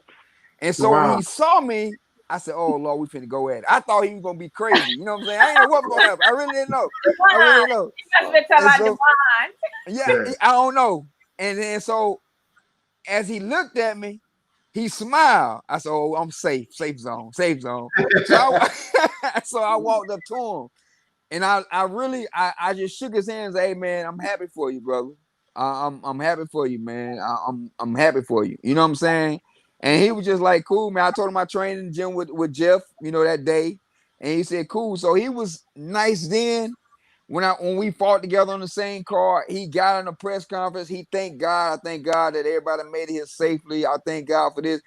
I'm telling you, in my humble opinion, I think Floyd was just selling himself, man, like making you interested in the fight. I'm serious. Marketing the fight. That ever did it. He's the best that did it. Yes. And you got to look at it like this. Yes. You got a lot of people that love you. Yeah. Then you got a lot of people that hate you or don't like you. Yeah. So you got the people that's going to pay because they like you, but then you're going to have the people to pay that don't like you. They're going to see you get beat. So Yes. Either way, I'll be the good guy and I'm going to be the villain. Yeah. All at the same time. And I'm going to the bank. Man, I say this to my guys all the time here. I have so much respect for him. He changed the game. He put fighters on the other side. Roy started promoting himself, and Floyd took that to the next level. He went way above all of that other stuff, man. So much respect to him. I'm a realist. I want to call myself a realist. I think that he helped the game. He didn't hurt the game. You know what I mean? And much respect to Floyd, man. Real talk. And a lot of people don't realize Floyd didn't have no endorsement with no Nike, no Coke. Oh, yeah. I talk about that all the time, too. None of that. Yeah, I know. I talk about that all the time. Man-made. No doubt. Man. No doubt. I talk about that all the time. I was like, man, just think about it. He's like the highest paid athlete. He has no endorsements. I said, just think if he had an endorsement deal with somebody, you know what I mean? It would be like crazy. Yeah. You know what I'm saying? And arguably he one of the greatest fighters of all time. He can fight. He can fight. So, I take my hat off to the brother. I'm real talk. And you look at what he's tapped into outside of boxing. He was at WrestleMania fighting Big Show. Yes. Or Dancing with the Stars. Yes. All of that. Yes. And I mean, hats off to my man, my fam, Leonard Ellaby. Leonard, people don't give him the credit. I don't think that he deserves. He's one of the best CEOs in the world. I agree. By far. Yeah. No doubt. He do it quietly, but that's the best time when you do things quietly and people don't know what you're doing. Then that means you are one of the best. Yeah, right. No doubt. People don't know what you make. They doing their thing, man, and you have to respect that. I mean, it's what it is. You can look at it and you can hate on it if you want to. Waste your time hating. Right. It ain't gonna stop nothing. It ain't gonna stop nothing. It's gonna keep going. Yeah, we're gonna keep moving. We're gonna keep going to the bank. Correct. And that's Jalil too. Yeah, and that's what it's about. You know, real talk, you know, I'm happy that you mentioned me. A lot of younger fighters won't do that. You know what I mean? And I appreciate that. Real talk. When he mentioned it, I was like, yeah, you know, most definitely. It's an honor for me to even have a conversation with you about boxing. You know what I mean? If I can have you work with my guys help you, y'all will help each other, and you guys can see each other and you champ, that person's champ. That's what it's about. You know Yeah, what I mean? us young guys, that's that's what a lot of the guys got to learn. And if they don't already know, you got to respect the game. You know, you see guys like LeBron and rest in peace to his soul, Kobe Bryant. Those guys, they looked up to Magic Johnson and Michael Jordan and stuff like that because they respect Yeah. the game. Mm-hmm. So it should be no different in boxing. No doubt. No doubt. No doubt. Jalil, we wanted to know if you knew the other prospect with Mayweather Promotions, Gonzalez, that just Yeah, passed. Danny G, man. Saddened to hear the news he was killed during a Labor Day picnic, and Mm-hmm. I actually met Danny G. We had met at the Junior Golden Gloves in not Las Vegas, Mesquite, Nevada, and it's crazy how we met. So the workout room was right by the pool, and I wanted to work out, just to stay loose. You know, it was the day before the tournament started, just get a nice little run in, hit the rope and stuff. And so I got in there, and it was just a whole lot of guys from the West Coast. Like they were hogging up the whole gym basically. And so Wow. I'm just waiting to get on the treadmill. I'm just waiting. I'm like, I'm a shadow box until I get on the treadmill. And so one of the guys gets off the treadmill, and I immediately get on. And so another guy's like, "Yeah, man, nah, my fighter had that treadmill." I'm like, "Nah, I gotta run. I've been waiting for the longest. I said, your guy just got in here. I got to get on here now." So we're arguing back and forth. The guys from the East Coast, we're getting into it with the guys from the West Coast. And man, Danny G, he was on the treadmill that was next to me. He was like, "As a matter of fact, you can get this one. I'm about to be done anyway." And I was like, "All right, cool." And after I ran, we had got real cool. And yeah, man, he was a real good guy, man. It's sad that the saying, the good ones always die young. Yeah, I saw that on Facebook the other day. Yeah, that was very sad to me. I mean, and like I said, that's the second prospect that we've seen this year that had a great future, just taken too soon. Yeah. That's tough. CC, I got the last question for you guys, and it's you know me, it's juicy now. You ready? I'm ready. Smoke, you better be ready now. Now. Okay. All right, so we're talking about the state of boxing. We got people out here saying that the UFC just got a better product right now. What? I want to know. Oh, that's a ooh. Okay, we're gonna start with Jalil. I know That's a tough one there. That's a tricky. Man, I feel like if if if you want to say that, most people, everybody has their opinion, but just compare the numbers. I feel like boxing does much better numbers than UFC, and I'm not saying that just because I'm a fighter, but stats are stats. Numbers do not lie, and boxing just does better numbers. So UFC, I feel like most of those comments are being made by UFC and MMA guys. Okay, well, some of them are MMA and boxing fans, and this is how they feel that. They feel that right now UFC is matching up. They have the ability to make better matches sometimes, just because they don't have to deal with any outside promoters. They don't have to deal with anything. Everything is in house. So if I, the CEO, tell you, this is Dana White, if I say you're gonna fight this person, then that's what's about to happen. You don't have to try to negotiate terms or see what network is going to be on or any of that stuff, right? So they feel that, with that being said, UFC is doing better matchups versus boxing, who they feel that the promoters are stringing us along and not letting us get to those key fights. For example, Bud versus Spence, right? DC. Well, and it's just my opinion. Um, it's a difference because with boxing, you do have more promoters, you have more fighters. I think the MMA is doing great with their numbers as well as boxing. I think right now, because of the pandemic, they jumped ahead of boxing with having fights, without the audience and those type of things. I think it's more of a generational thing.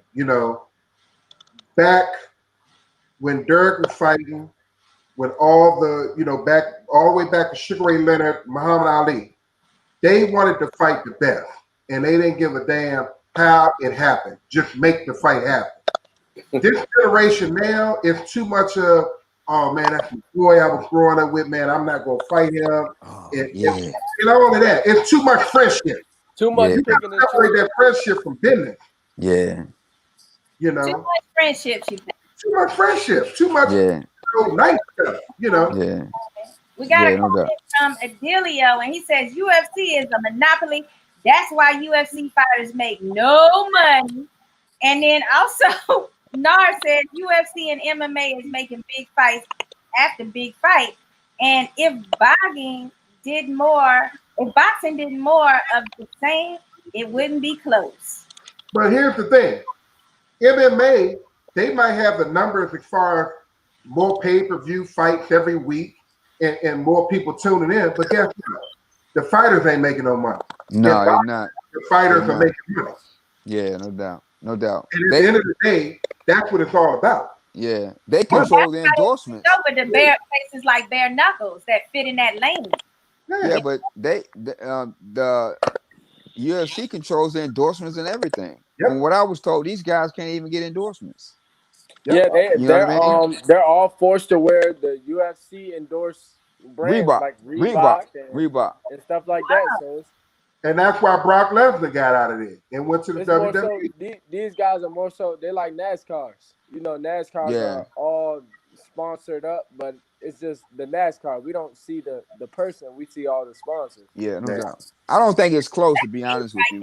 I think that's deep. I think one key issue is like they still right now like they're missing a Conor McGregor, just as much. They don't have a big star right now. Like I think some of them could have been, but they're missing the charisma that Conor had.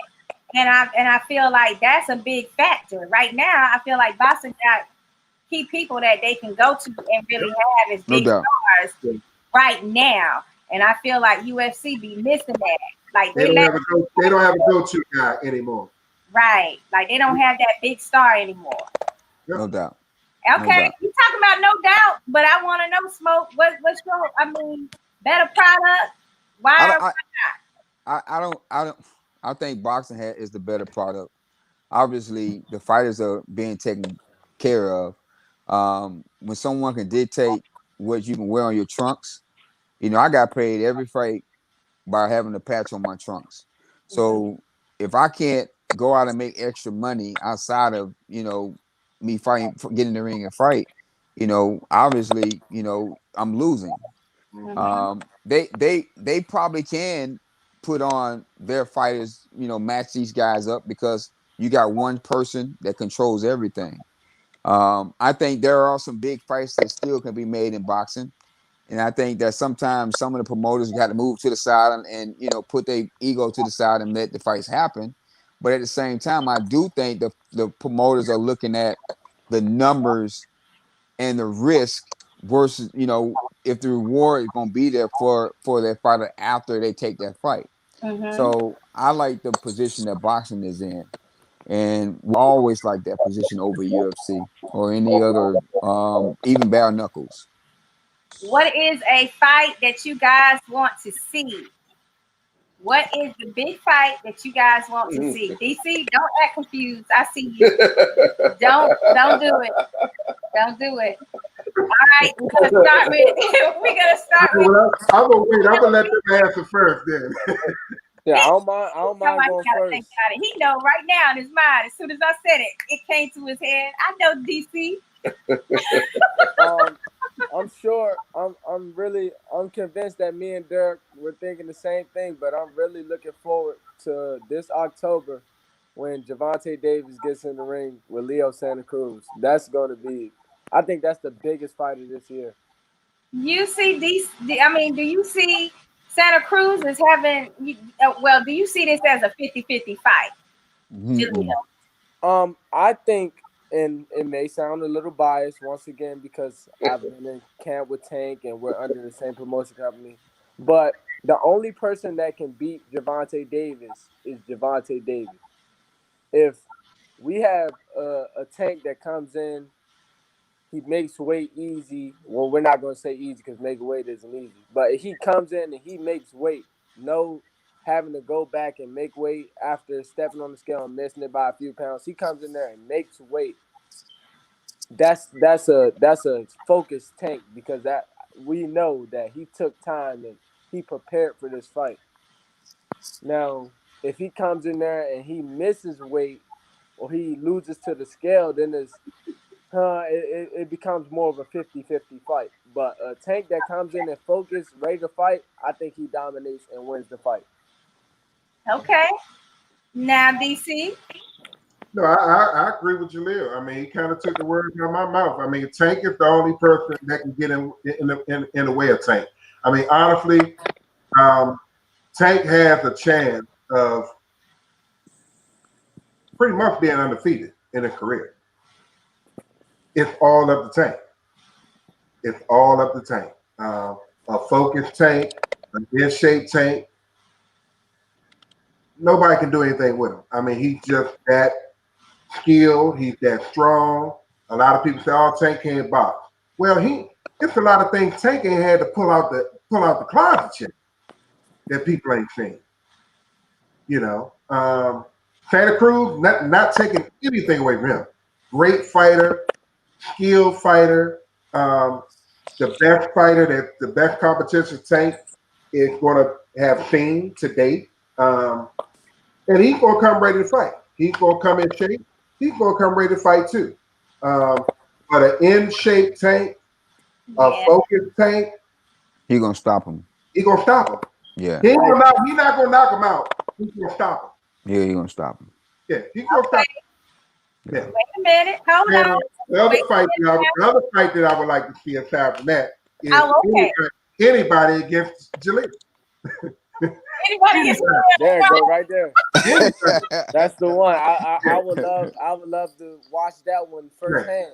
I want to be right there. Yeah. I like that. I see Jalil as the much more disciplined and the much more focused fighter than Javante Davis, and he gonna have to prove this shit to me. Cause guess what, guys? I hate to say it, fam, but I'm going with Santa Cruz.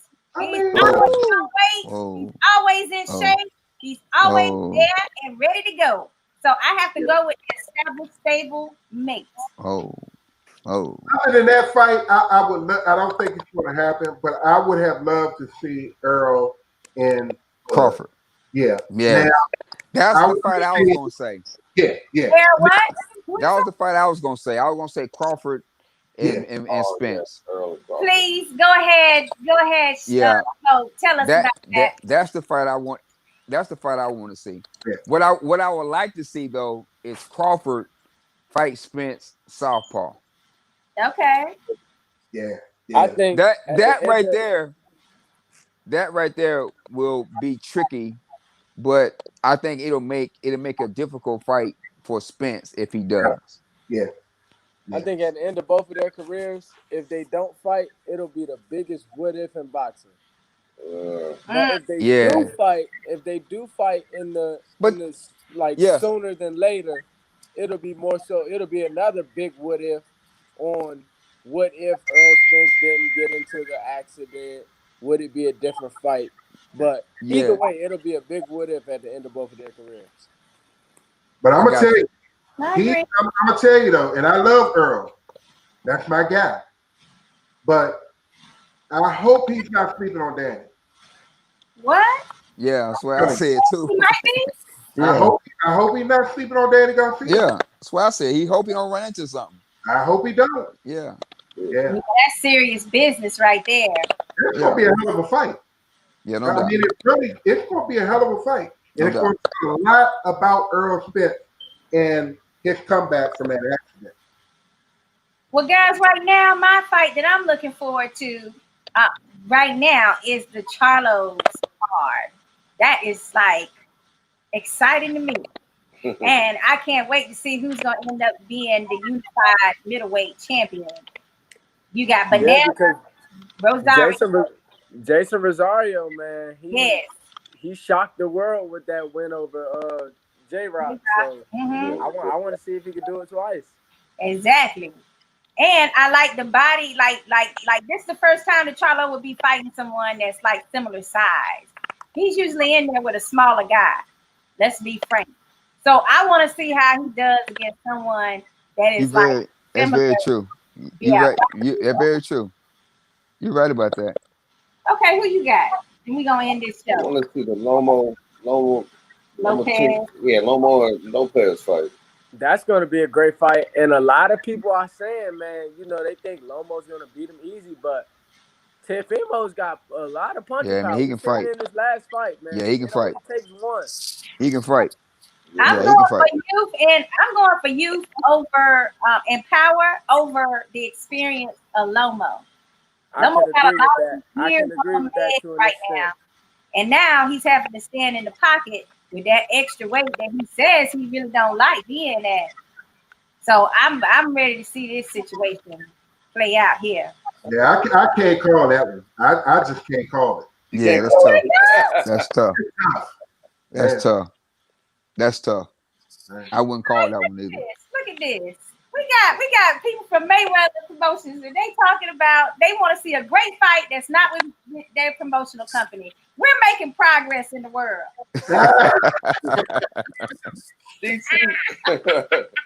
DC, how do you feel about Canelo's situation right now? The Canelo. Oh.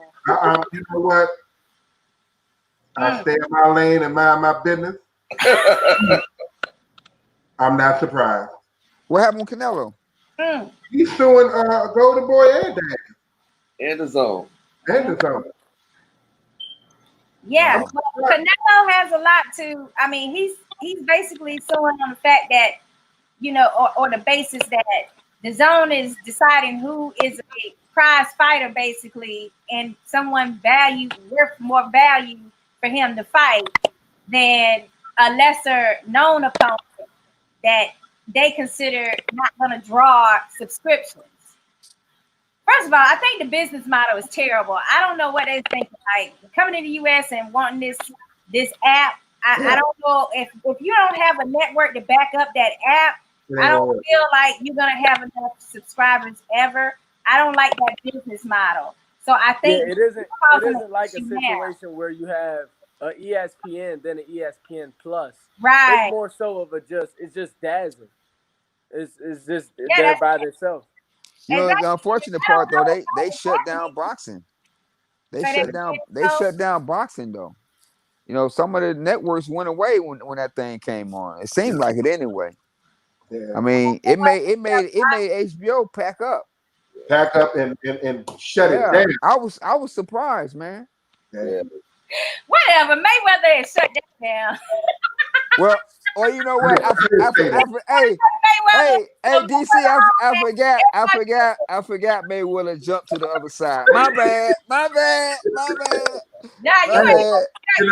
Hey, Canelo could have came to the A-side a long time ago. Yeah, my bad. I forgot Mayweather did go to the other side. I forgot. Yeah, I forgot. When he said, a whole bunch of other people transferred to. Yeah, he did.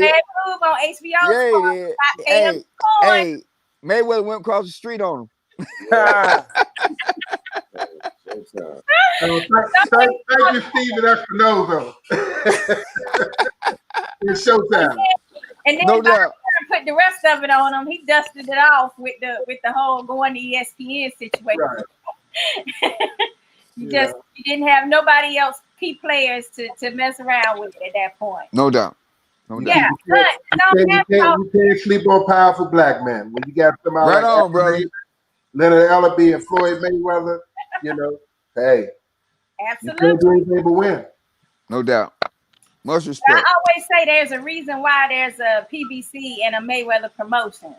Exactly.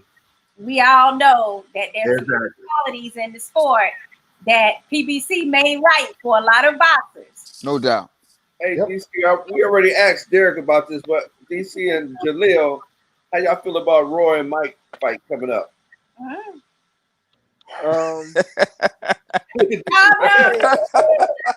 I think He let down, man. Look up, DC.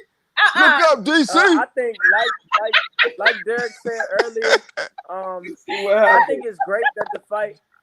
I think it's great that the fight was postponed. Being that Roy Jones is one of my favorite fighters, I want Roy to win. So with the fight being postponed, it gives Roy more time to No doubt. prepare for Mike Tyson and bulk up for him, because Mike, that's a big guy. Yeah. That's a big Yeah. guy. And Yeah. even if he's not really catching them with clean punches, Oh yeah. It's even gonna hurt. just a little graze could be the deciding Yeah. factor. Yeah. Yeah. I mean, I know I dropped many sparring partners by accident. I Right. put a couple of them to sleep by accident. Oh, So yeah, by accident, not even trying to, just turning. You know what I mean? Just being sharp. It happens, bro. It happens. So I just, man, I think Jones got a better shot because he's in shape. He's getting in shape. now But it's that's gonna be hard. he is way more active than what Mike Tyson has been. You know, especially being that I think they were saying Tyson hasn't fought since 2009 or 8. A long time ago. A Yeah. while ago. This last fight was here in DC. But the deal is this though. Boxers like me, I need to fight several times to get myself back. Tyson need that one time and that one punch, and then it's That's a wrap. it. You don't That's need but that one time. That's it. And so, you know, boxers gotta need a couple fights to get themselves, get their footing back. Not Mike. Mike just gonna come in and just say, up, and that's it. He's You know what going I to be mean? 100% prepared. No I mean, doubt. Mike is my guy. I mean, all the way 15 years back. That's my guy. So I you know, it's good for boxing. You know, it should be entertaining. Yeah. But I got to go with Mike. That's my guy. Mike is your guy. Okay. It's not wrong. Hey man, one question real quick, DC. I just got a question. Where is Crocodile, man? You know what? I don't have no idea where he is. Wow. I mean, I don't mean to say this in a negative way. I don't even know if he is still alive. Really? I mean, I don't know. Oh, okay. Okay. Yeah, I really don't know. Man, I used to have some. Every time we see him, Good dude. if we show up at a fight and Mike is there, Mike's here, Tyson here. We be like, he's here, y'all. He's here. You Like, don't need a bullhorn. yes, yes, yes, man, yes, yes. Okay, Right. Jalil, let us know where all of our Boxing Playhouse players can find you so they can follow you. You all can follow me on Instagram and Twitter at Jalil_Hatcket. And you can follow me on Facebook at Jalil Major Hatcket. That's right. And we got major love for this prospect coming up. Please let us know when y'all got a date. We are so excited. Oh, you know, I already told you, you're going to be the first to know. Y'all going to be the first to know. You already know that. Oh. Right. Okay. Where can we find you at? DC. I'm DC__ TMT. Real easy. I want my TMT shirt too, by the way. You just made me I remember. got you. Camouflage TMT shirt. Just send me the address and you know you got it. See how I gotta put black folks on blast. I can't get the shirt unless I go live with this situation. So, Oh. all right, Smoke. How can we find you? Smoke Gainer. I'm Smoke Gainer on Instagram, and Derek Smoke Gainer on Derek Gainer on Facebook. Okay. Yeah, as soon as All we right. get off here, I'm gonna make sure I give you a follow on both of them. All right, bet. Appreciate that, brother. Yeah, me too. Definitely. Appreciate that, no doubt. Thank y'all so much for having me. I appreciate it. And thanks for coming on, Derrick, Jalil, DC. Yeah, thank you for having us. You know, it's No, always thank you. All right. So you can find Boxing Playhouse at boxingplayhouse.com, Boxing Playhouse, Twitter, Facebook, Instagram, and YouTube. Make sure you hit that subscribe button when you go to our YouTube page. And we just thank you so much, and we'll see you next Thursday on After Dark series. See y'all, man. Peace. Peace All out. right, y'all have a Peace. good one. Thanks, No guys. doubt. No doubt. All right. Brittany joined us at the last minute.